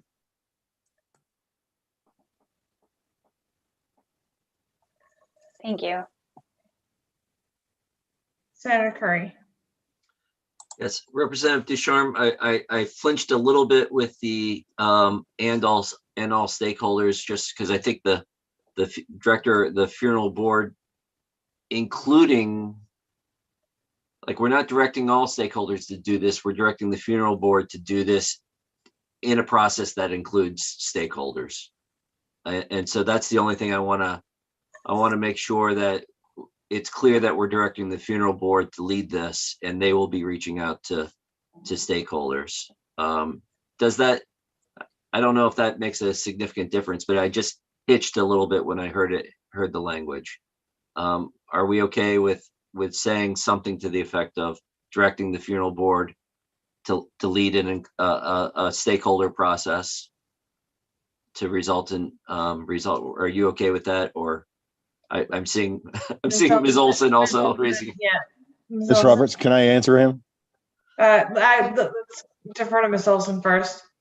I was just going to say it could read in collaboration with rather than and. Okay, Representative Ducharme. The reason why I added in and all stakeholders is because I wanted to make sure that they consulted with engineering people, with traffic safety people, the rulemaking board that does tied down loads and all that stuff, just to make sure everybody was in the pool to make sure we got this right. Great. If I may, yes. So as it's currently written, if you were to say either and all stakeholders or in collaboration with stakeholders, that leaves the determination of who the stakeholders are up to the funeral board. If you would like to be prescriptive about the agencies or the types of people that you want the board to work with, you will want to include that. And it could read something like, they must work with this group and this group and this, or including these people, or including, but all, but to have these, but you can also have other people. I'm sorry, the phrase is escaping me at the moment. But you have to work with these groups of people, but it's not just those. You could also consider others, but we want you to definitely work with these types of organizations or industries. I would say collaborate with all stakeholders, and then when the rules come back, we can determine whether or not they in fact consulted with engineers or safety people or whatever. Since they're coming back to us, let's just have them collaborate with stakeholders and bring it back to us, and then we'll be able to see if they've done what we've asked them to do. Okay, seeing no more hands up, is the committee ready for a vote? Ms. Breton, can you call the roll? Oh, so I have an ought to pass as amended, which is now a resolve with major substantive rules to the report back. Made by Representative Desarmes, seconded by Representative Collmore. Representative Geiger. Yes.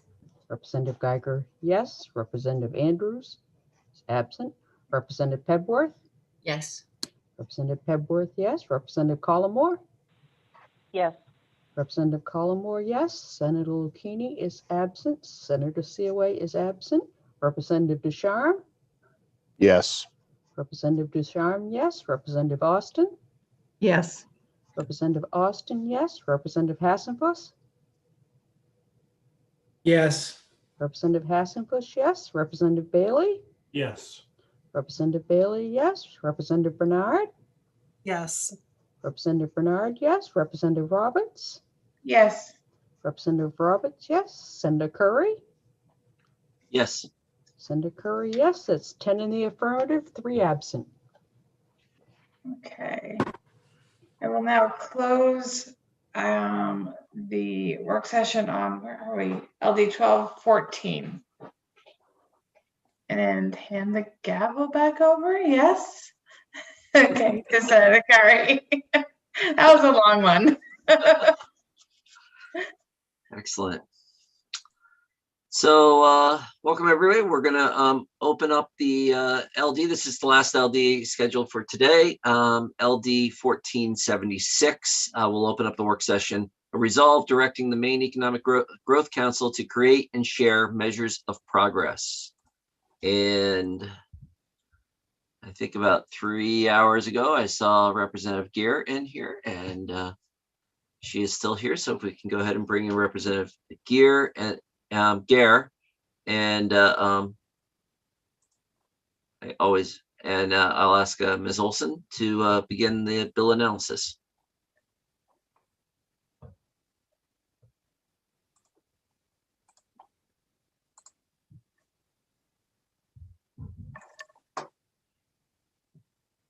Yes, okay, sorry, to make sure I had the right document open. I also had technical problems right when we came back from lunch, got kicked out. Okay, LD 1476. Resolve directing the Maine Economic Growth Council to create and share measures of progress. This resolve directs the Maine Economic Growth Council in collaboration with the Department of Economic and Community Development and the state economist to create measures of social and economic progress in the state and to create a graphical user interface referred to as the dashboard that provides information about key performance indicators of economic and social progress. The content of the dashboard must be informed by the Maine Economic Growth Council's 2020 Measures of Growth Report and must measure progress against the 7 growth strategies described in the state's Economic Development Strategy, Maine Economic Development Strategy 2020 to 2029, a focus on talent and innovation. The dashboard must be accessible on the internet to help citizens and lawmakers to understand the state's status on key metrics, show change over time, and highlight areas of strength and areas that need improvement. It allows the council to consult and otherwise collaborate with a statewide development foundation to create the measures of progress and the dashboard. It requires the measure of progress and the dashboard to be designed to facilitate communications between constituents and stakeholders, the building of consensus around shared goals, and the work of policymakers in planning investments and otherwise setting policy. The council is directed to report twice yearly to the legislature the results captured in the dashboard and on the state's progress toward achieving the goals described in the state's economic development strategy.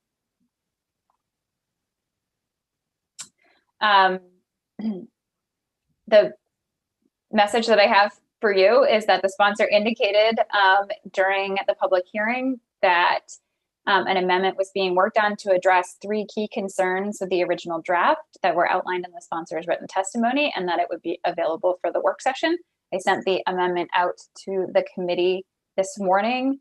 I'll also mention, and I believe I shouldn't say anything because it's been many hours. There were representatives from DECD and MDF, or the Maine Economic Growth Council, available in the waiting room, who have also seen the amendment and have communicated some things, certainly to me, but they're available as well. And Representative Geer, like Richard Geer, is here. Thank you.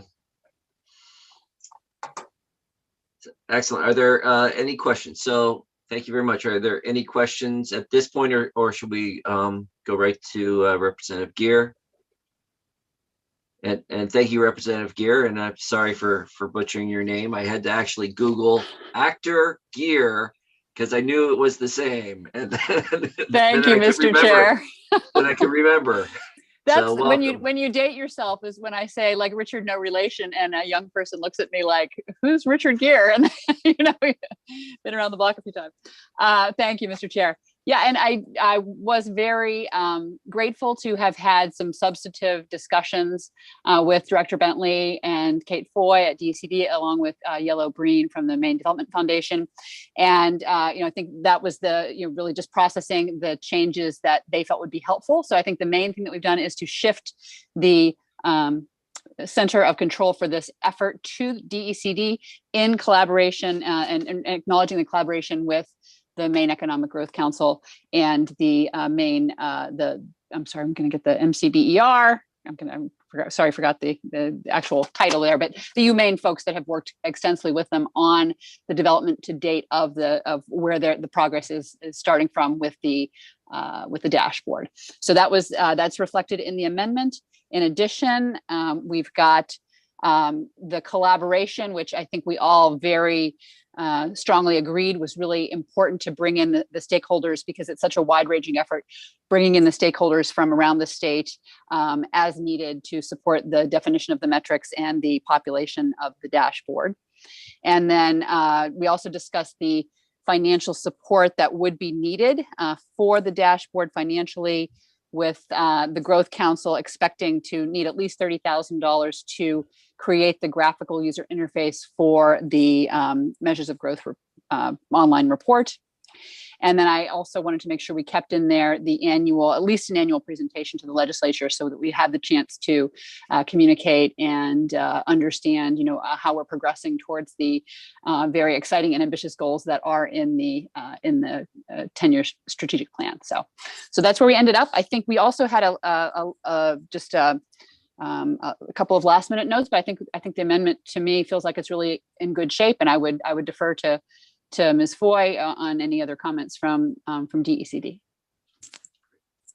Thank you very much. And before we move on to questions, Ms. Olson, you sent that out today. I'm trying to find the amendment. And so that came out today. Is that correct? Yeah, it was attached with all the bill analyses, but I also have it available. I can put it on the screen. Would you go ahead and put it on the screen?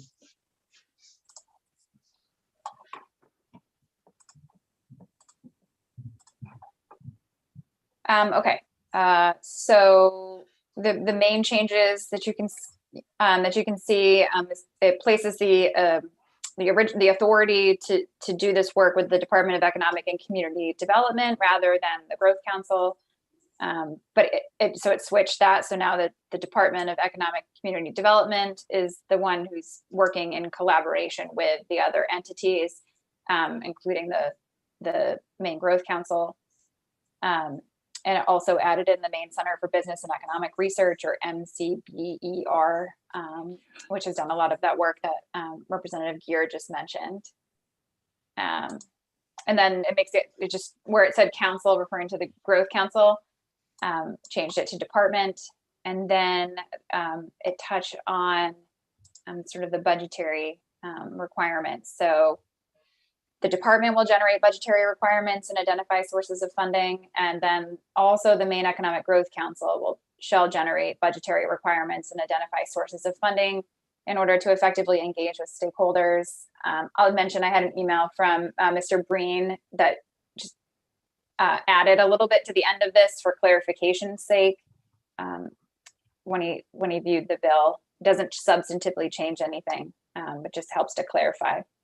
And that when the department would collaborate with instead of just a statewide development foundation, it would also be and the other organizations or agencies as determined by the department, which reflects the language up here about collaborating with all of these entities. And it removes the twice yearly report to a annual report, so once a year. So that's. Thank you very much for walking through that again. Yes. You're welcome. Chair recognizes Representative Roberts, and thank you.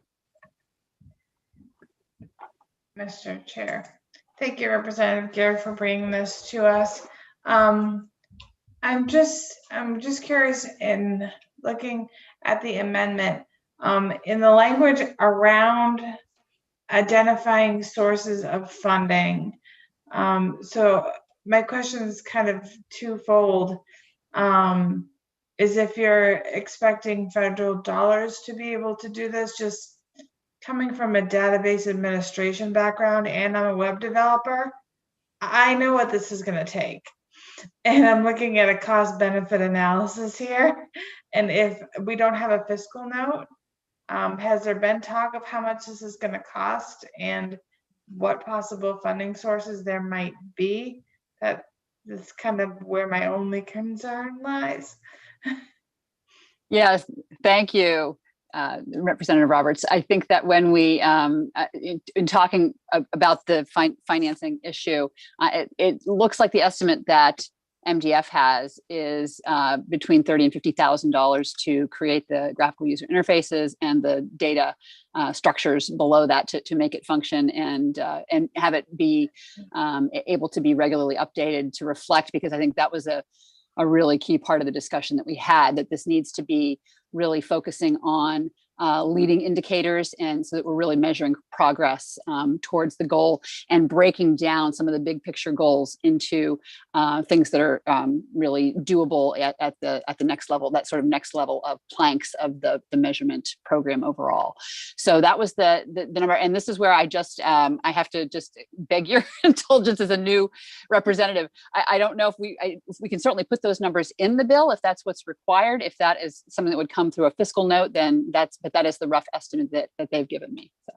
No, that would come through fiscal. Is that annually, biannually, or? My understanding that was annually. Or just a one-time allocation?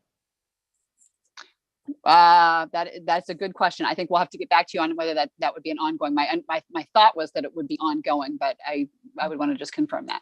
Yeah, thank you. Yellow Breen is in the attendee list. Oh, there he is. There we go. He can address that. Why don't we go to Representative Collmore first, and then we have both Yellow Breen and Ms.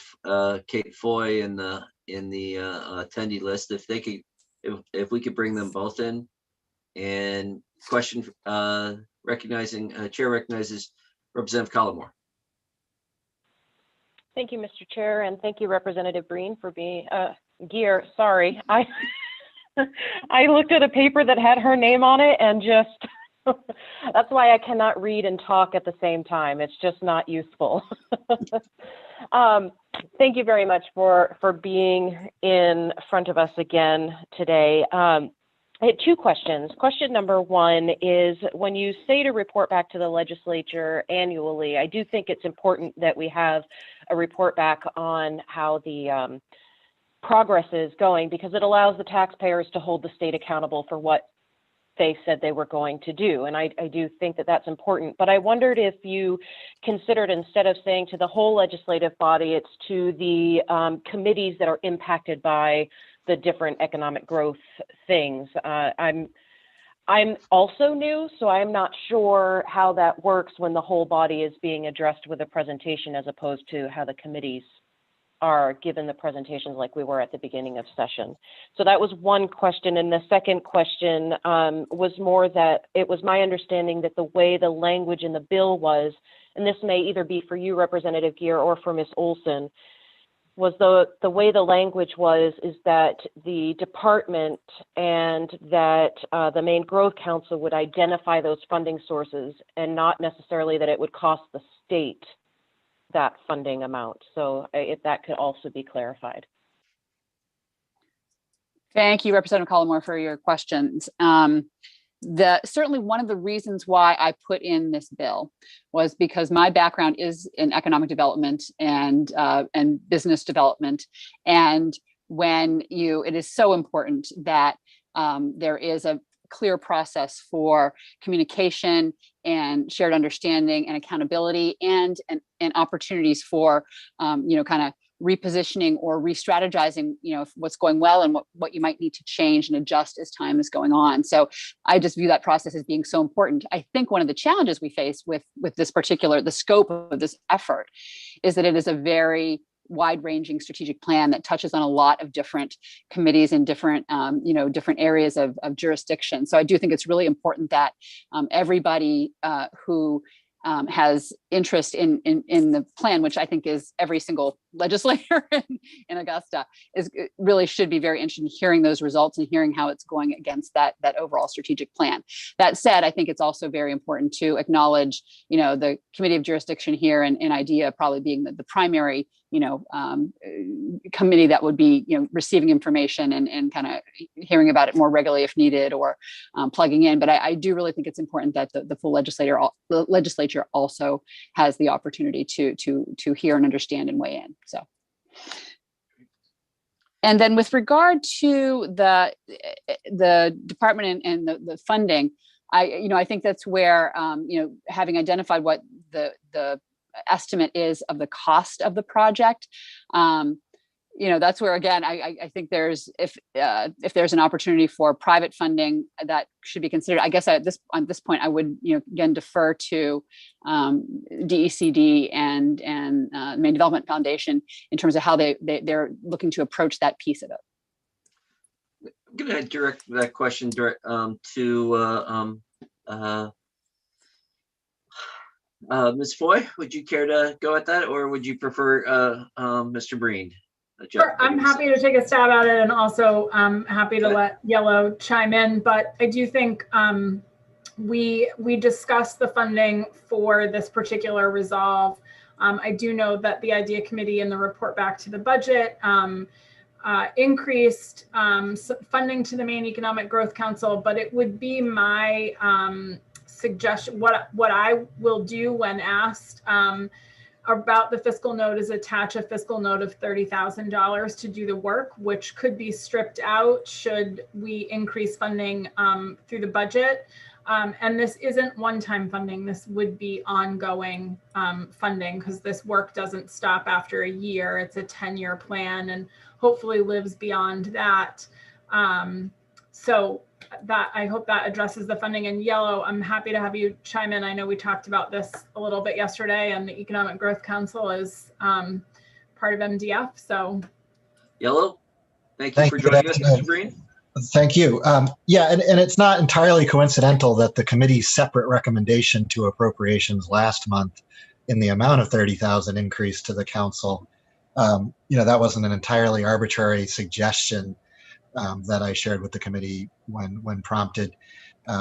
Going deeper on the digitization and user interface of the product will also make it easier to add deeper data over time than if you're doing a static annually printed report. So I think a lot of the first year money would go to building that out in terms of coding and design, and then it'd be easier to add stuff subsequently along the journey. So I didn't know this bill was coming when we had the dialogue here 6 weeks ago, but it's a happy coincidence. So it's the rough same amount. If approps could be persuaded to move that forward, the fiscal note could be stripped off. And I think if I could just comment, I think I'm glad that Representative Geer worked very closely with all of us. I think there's no question the department week to week, month to month is going to be most dynamically involved in tracking progress and changing implementation as a result of what they're seeing in real time. And the Growth Council is more the big picture kind of pulse taking, that's more diagnostic on a periodic basis. So flipping it around, I think we all were in consensus is what I would share with the committee. Thank you very much. Chair recognizes Representative Geiger.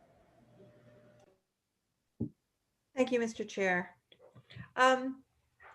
Thank you, Representative Gear, for introducing this bill. I come from the world of hospital quality and healthcare reform, and spent many years helping hospitals, particularly my own community hospital, reach JCAHO acceptance. And I have to say, after years of that, I saw very little movement forward in terms of real quality improvement. It was not until the federal government got involved with Medicare and developed a dashboard in several different departments that we started to see a constant graph with which to measure how people were doing. So instead of reams of text, huge notebooks of text, we ended up with very specific dashboards. This is what we expect of the ER. 4 hours to diagnose pneumonia, 2 hours upon arrival to have started antibiotics. Very, very notable things that made the difference in lives, length of stay, cost per hospitalization. And we did that across several of the major chronic disease categories. So I love the idea of a dashboard. I think we are so often, oh God, you know, $30,000. Oh, let's move ahead with the program, but not include the analysis. We do that all the time. And I don't know about anybody else, but I'm sitting here for the first time. We're passing bills with hundreds of thousands of dollars. We're reviewing programs worth millions or hundreds of thousands. 2 of them I can think of just in the last few weeks have been going on for 26 years or more. And everything is anecdotal. We love this program. We don't want to give up that money to our community, but what exactly has it done? How many jobs has it really created? Has it moved the needle actually? All anecdotal. And so I think the hard part is creating meaningful dashboards. But I know, Mr. Breen, I found your group's series of public policy analysis and presentations to us is in the beginning of the session with something like a dashboard added. It seems to me would be really useful to us to know how to approach our work, which, don't you think? And there's the question, huh? And I'll take a stab at responding, Representative Geiger, because I always appreciate when you bring your healthcare metrics background into this, because there is nothing more powerful than a vibrant graphical depiction of how you're doing against a goal to just really grab everyone's attention, give everyone a shared understanding, in an easy to visualize and understand way. So I think that's the possibility here. And I hope Ms. Foy and Mr. Breen don't mind, but I'll share an anecdote from our discussion, which I thought really illustrates this very well. So in the plan, we're planning to bring 75,000 new folks to Maine to work in Maine, right? Well, that's just a big number. It's a big goal. It's hard to, okay, how do you throw spaghetti at that wall and see how much sticks? The example that they gave, which I thought was very powerful, one of the sources for those folks that they're looking to have live in Maine is separated or discharged military families. And if you take that and you say, okay, we'll look at that as one target. And the analysis could go something like, well, out of that group, we think there are 200 families a year in that category. Okay. And our goal is to get what percentage of those? And then you can say, okay, every month, how are we performing against that? Oh, we had another 3 separate, and now we've talked to them, and we're helping them to find places to live in Maine and jobs in the next phase of their lives, whatever that program would look like. And then the bottom, so you're basically taking those large, big picture, audacious goals, and you're saying, how do we break it down so that we can actually see progress toward achieving it? So that's just one piece of that bigger puzzle, but that was very illustrative. So it's really, detailing that next layer of planks in the measurement, in the strategy, and then in the measurement program, and putting that together so you can actually, you're looking at something that's meaningful and real, and it's not anecdotal, it's the numbers. And that's what I certainly look forward to. And I agree that we've got very capable folks who are working on the problem, and hopefully this gives them the next impetus to do it. Representative Ducharme. Thank you, Senator Curry. I actually have a real question, and I don't know who to address it to, but I think all of the people on the screen any one of them could probably answer it. These dashboards, by the way, before I say that, thank you, Representative Gear, for the amendment to put DECD as the lead. That kind of pushed me over the edge to being in the ought not to pass to, hey, this is something Mike could support. I'm wondering, can these dashboards be modeled after the dashboards, if you will, and the measures of growth, so that across the board through all of the various efforts of the state, there is a consistent kind of a consistent presentation, because a lot of that data coming from measures of growth, as well as data coming from this particular effort, are going to kind of interplay with each other. So is that something that is being considered in this, if this project goes forward? And I would Yellow, I would let Mr. Breen answer that question if I think you're the best position to do that. Yes? I would, I saw Ms. Foy, so Ms. Foy. Oh, Ms. Foy, sorry. So, That's okay. that was me guessing. I think, thank you, Representative Deschamps, for the question. And while I agree that we should use a number of the indicators that the Measures of Growth report uses, we are hesitant to sort of box ourselves in only to that, and would sort of respectfully request that we don't get into too many details in that there's some really valuable tools with Measures of Growth as far as the indicators, but we don't want to limit the effort so that we only use Measures of Growth indicators, that we could use those, and there may be others that we want to use. And Measures of Growth, we may find, we're sort of, Yellow said yesterday, this was supposed to be year one of the strategic plan, but we're sort of at year 0 because of COVID. So I think we have a great partnership and a way to really work together on this. And maybe it will be that Measures of Growth will add some indicators because of the work of the strategic plan. So I think we want to, we just want to be careful about how limiting we get in this resolve, that it is, I think it's really important work and a really important statement, but I don't want to, I guess that's what I'll just stop talking there. So just a quick follow-up, if I might. Sure. Yeah. I wouldn't presume to limit you on how you do this. I was just thinking that from a presentation standpoint, if you're going to put this out to 180 or so viewers, if you have some kind of a consistent formatting, that's fine. And I don't want to tell you how to do it. I appreciate that. I think it's a great idea. Good thought. Mr. Breen. If I agree with Kate Foy 100%. There's discussion, for instance, that MTI and the innovation work group for the strategic plan are working on an innovation dashboard, which would go well beyond the 2 metrics on R&D and entrepreneurship that are in the Measures of Growth. So we're excited that we may be able to reverse engineer some insights into Measures of Growth that the department is working on. So it is very collaborative. And our last big meeting before the pandemic really hit last March was with the commissioner to talk about how to align the Measures of Growth with the 10-year plan. So a lot of the headings do align now, and we can, really plug and play back and forth in terms of presentation, as Representative Deschamps suggested. There's a lot of great data across the administration. If you have not looked at the employment-related dashboards at the Center for Workforce Research over at Department of Labor, and you can literally click on the charts and export them to a slide, which I do frequently. So, there's a lot of good stuff there, and this may help us put it all in kind of one easy to access place. There may be stuff we'd all love to have, which is really expensive, but there may be 95% of it already sitting there in various places under our nose. Chair recognizes Representative Hasselfuss. Thank you, Mr. Chair.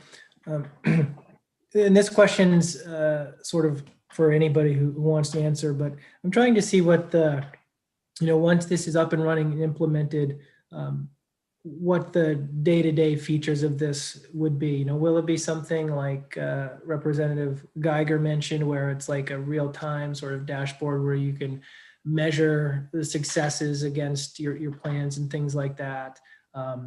Or, I'm trying to see like what this might look like and what Ms. Foy and Mr. Breen kind of think that they could use this for and help them fill a certain hole that's there right now.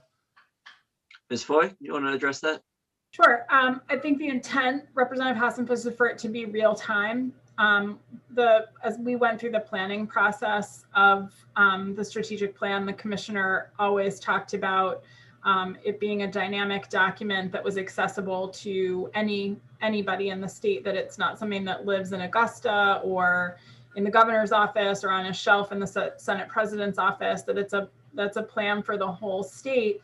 And that it was also very important that people hold us accountable to the work that we're all doing throughout the state. And so we want this dashboard to be accessible at any given moment for an organization that's making a decision about a plan they're going to do at the municipal level, as legislators getting on and thinking about how am I going to vote on this bill, or it's July and you're drafting a bill for the short session and you want to get on and take a look at something, that this is a tool for you to be able to use to move the state forward. So as we're thinking about what this looks like, and there is a strategic plan website now that has a very, just sort of a three-tiered graphic with sort of where we are to the goal of the work that we're doing, that you could get on and see now as we work to do to create this dashboard. So I don't know if that answers your question. I'm just kind of seeing what your thoughts are. I don't think there's any right or Yeah. wrong. So I think it's a work in progress, but the intent is for it to be in real time and accessible to anyone, and that it's a tool for everybody to use. One of the reasons that the measures of growth, really lend themselves to a longer term perspective is that the benchmarking against other states and national and regional standards often is what causes the significant delay. The data for Maine might be available, but then many, many months later, the data for all 50 jurisdictions is available. So with the real time, we can put anything that we have up there as soon as we have it, and then periodically take stock when you can really get a sense of perspective to stack it up against other trend lines. Thank you. Chair recognizes Representative Collmore. I do not have a question. I had more of a discussion thing for the group. So Are there any more questions? I'll defer. If there are no more questions, I will say thank you to our guests, and we'll move to discussion. Ms. Brenton, if you could shift everyone back to the attendee list. Not everyone, but our guest. So thank you very much. And go ahead, Representative Collmore. Thank you, Mr. Chair. I do appreciate everybody, all of our guests who were able to join us for this. I do think that it is an important thing that we make sure that the taxpayers have a very good vehicle to hold the state accountable for the things that we are doing or have proposed to do in either the 10-year plan or the growth measures as well. So I wholeheartedly support this, and I do, as a student of math and statistics and data, I do hope to see some consistency in how the data is laid out, because trying to look at two graphs that have completely different measures on the side makes it very different to compare. So I think that Representative Ducharme's idea about trying to keep consistency is also very important, and I'm sure that our stakeholders also have that in mind. So I support this amendment, and I think it only strengthens the way for our taxpayers to hold us accountable. I will agree with you on that. And one of the things I'm connecting, just based on the order of bills that we've had today, is the extent to which this information is, the cost to getting it is lowered because it's accessible and intuitive, and then our smaller towns and our folks without paid staff to do this can access it and go after grants and develop plans. And we're better serving our all of our communities, but especially our communities where it's the select people that are trying to build and not looking to a staff person. So trying to build a strategy. So I get excited. That I think would be a wonderful service to it. Chair recognizes Representative Ducharme. Thank you, Senator Curry. I don't know if it's time to make a motion, but I'd make a motion of on LD 1476 ought to pass as amended by Representative Gear and presented to us today. Is there a second? Second. Is there any further discussion? It's been moved and seconded. I saw Representative Roberts for the second. Is there any further discussion? Seeing no further discussion, are we ready for a roll call vote? Ms. Breton, would you call the roll? Mr. Ducharme's hand was up. I think he No? left it up from the Okay. previous attempt. All right, I just didn't want to step out of line. So I have not to pass as amended. Motion made by Representative Ducharme, seconded by Representative Roberts. Representative Geiger. Yes. Representative Geiger, yes. Representative Andrews is absent. Representative Pebworth. Yes. Representative Pebworth, yes. Representative Collmore. Yes. Representative Collmore, yes. Senator Lucchini is absent. Senator Seaway is absent. Representative Ducharme. Yes. Representative Ducharme, yes. Representative Austin. Yes. Representative Austin, yes. Representative Hassenfuss. Yes. Representative Hassenfuss, yes. Representative Bailey. Yes. Representative Bailey, yes. Representative Bernard. Yes. Representative Bernard, yes. Representative Roberts. Yes. Representative Roberts, yes. Senator Curry. Yes. Senator Curry, yes. That's 10 in the affirmative, 3 absent. Having received the majority of votes of those present, it is this bill will be reported out, ought to pass as amended. And with that, we will close LD 1476. And that ends our last work session. Representative Collmore, do you have an announcement? Not an announcement, but a question. So this is again going to the, I'm a brand new person and don't understand how this works. So I wondered, Mr. Chair, if, I don't know who this question is directed to, but how do we check on the status of votes where there was absentees waiting to come in? I think Ms. Breton would, Ms. Breton knows, or was there a specific bill that you're wondering about? I was curious about where the ones that we had in work session on Tuesday went. I think those are announced. Because I know they so- were due in. Right, I think those are announced. So Ms. Breton, the LD 210, can you share the results on Yes, yeah. Just let me grab them. All right, get it right Thank you. here.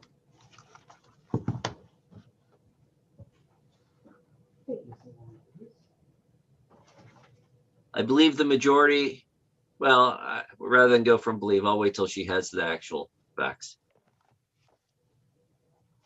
And Mr. Chair, if I could, if somebody could send me directions on how to find that stuff, I would love to be able to do that when, so that I don't have to ask every time. That's a Sorry. very interesting question. I think it's got to be an email because I don't, or it's in language review. When the final language review comes in, where we get it. Because I don't think there's any official thing until it's reported out. So, Ms. Breton, are you back? I am. Sorry, my headset doesn't go far enough for me to reach my files. So on LD 110, ought to pass as amended 1 had 6 votes. Ought to pass as amended 2 or B, which was Representative Collmore's, had 4 votes. Ought not to pass had 2 votes. So it's 6-4-2 with 1 absent. Okay. And then 195, I think was 6-7. Yep, was 6-7. Ought to pass as amended. So ought to pass as amended had the 7. 7. Ought not to okay. pass had 6. And 195, okay, was the okay. Thank you. And 1168, I was just entering in the machine during this. Actually, was 6 ought to pass as amended and 7 ought not to pass. So the majority report will become the ought not to pass on 1168. That's what I have just sent a message to you and Representative Roberts on, because I can do that. I just need you to tell me that. And the same is going to be true on 210. It's 210. Yep. So those were the tie votes that ended up as a 6, majority 7. ought not to pass. Yep, the majority ought not to pass. So Thank you. with your permission, I will flip them and enter them in the system that way and keep I don't think moving. I have any ability to challenge that. That's the vote. No, it's at the chair's discretion, because you can re-vote it if you want an official vote sheet. I think we otherwise- have I think we have the vote that we have the vote. So Okay. Then that is fine. I will get them entered. Those are the last 2 I just Yeah. emailed you on. yeah, I think especially with everyone coming in and out, we're going to be using these absentee votes a lot. So it's busy. Representative Austin, did you have a question? Yes, please, Mr. Chair.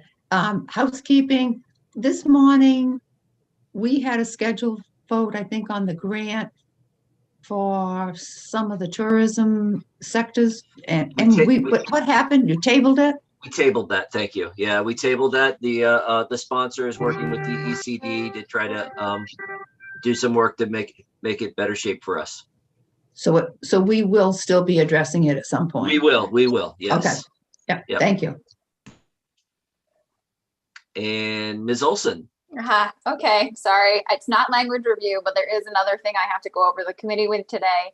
Okay. And that is the Government Evaluation Act, which I'm going to pop on the screen so we can all go over. I'm also, I do have a document on major substantive rules I'm going to send out to the committee just for your reference, so we can all take a look at it and obviously get more guidance and come back on language review with related to the bill we just voted today. But okay, so one of the things that the committee has jurisdiction over is falls within the purview of the Government Evaluation Act. So this enacting legislation, reviewing agency rules, and appropriating funds are the most familiar way in which the legislature directs and conducts oversight of executive branch functions. The State Government Evaluation Act establishes another method through which the legislature fulfills its duty to serve as a check and balance on agencies that administer state laws. The Act provides for regular, periodic review of the performance of certain state agencies and independent agencies that receive general fund money or that are established by statute. In this case, this committee has 2 agencies that are up for review in this, I'm going to call it this cycle, and that those 2 are the Maine Development Foundation and the Department of Economic and Community Development. The process, if the committee would like to move forward with the Government Evaluation Act review, then important dates: by May 1st, the committee must notify the agency of its intent to review the agency during the second regular session. And then the review, they'll submit a program evaluation report by November 1st. And then the review will take place in the second regular session. The committee must begin its review of each agency February 1st and submit a final report on March 15th. And that's in the second regular. I realize that we're not technically in the first regular session anymore, but these dates still, these all still apply. So I'm just bringing this forward to the committee. It is up to the committee to decide if they would like to move forward with the review of these 2 agencies.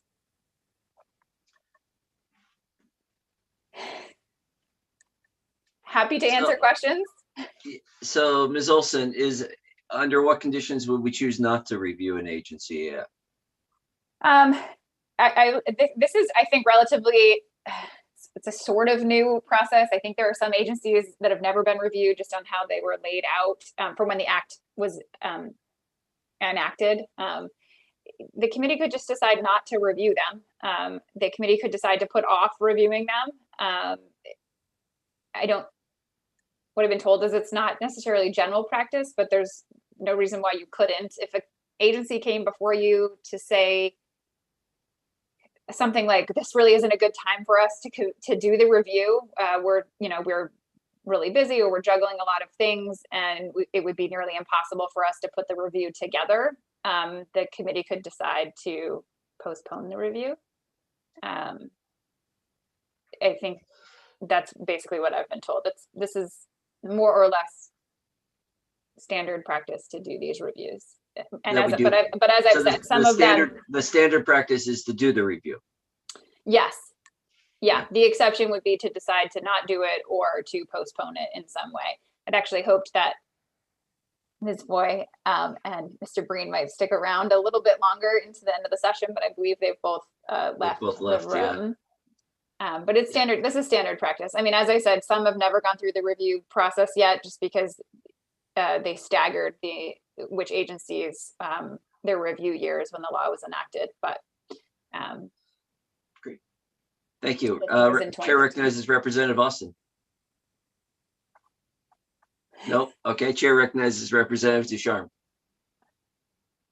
Thank you, Senator Curry. I would suggest that we send a letter saying we want to do the reviews, and if they respond back saying they don't know that they have the time to do that, then we can decide after that if we want to let them off the hook or whatever. But I think if it's standard practice, we ought to continue with that. I'll second that. Is there any other discussion before we? I don't know if this is a vote. I think we could just tell. Yeah, Representative Collmore. Thank you, Mr. Chair. I agree. I think that not only because it's standard practice that we should do the review, but I also think that it's important that we do the review so the taxpayers can see it and so that they have something to go by. So, and I do see that Ms. Olson has highlighted we'd have to vote if we were going to modify the schedule there. Okay. Yeah, I just wanted to bring that out, and I'm sorry because I had this section, but I didn't go over it. Just, it triggers the agency's duty to compile and submit the report, which there's certain types of information that's specified in the act. The committee can direct for additional information to be provided if it so chose. And then often committees invite the agencies to present their reports at the committee meeting, which would be next session. And therefore committee members could pose clarifying questions and seek additional information. So that's just yeah. And it's not a vote. No, I just need the committee to say they want to move forward with this, and I'll do the letter and have the chair. Is anyone opposed? Is anyone opposed to moving forward with the review of these two agencies? Seeing none, yes, we'll move forward. And meet our May 1st. I'll draft that letter, and if the chairs will look for it tomorrow for approval. Our just-in-time letter. So. Yes, great. It's something that's fallen. It fell through the cracks when Mr. Seneff and I traded off, but we're certainly not the only analysts who let it fall off of our radar this session amidst everything. So. Well, thank you for catching it. So, is there anything else we need to address? A good day. Everyone, have those who have to make long drives, please be safe. So, safe drives. I guess we need to move to adjourn. Move to adjourn. Second, all those in favor. Have a great evening.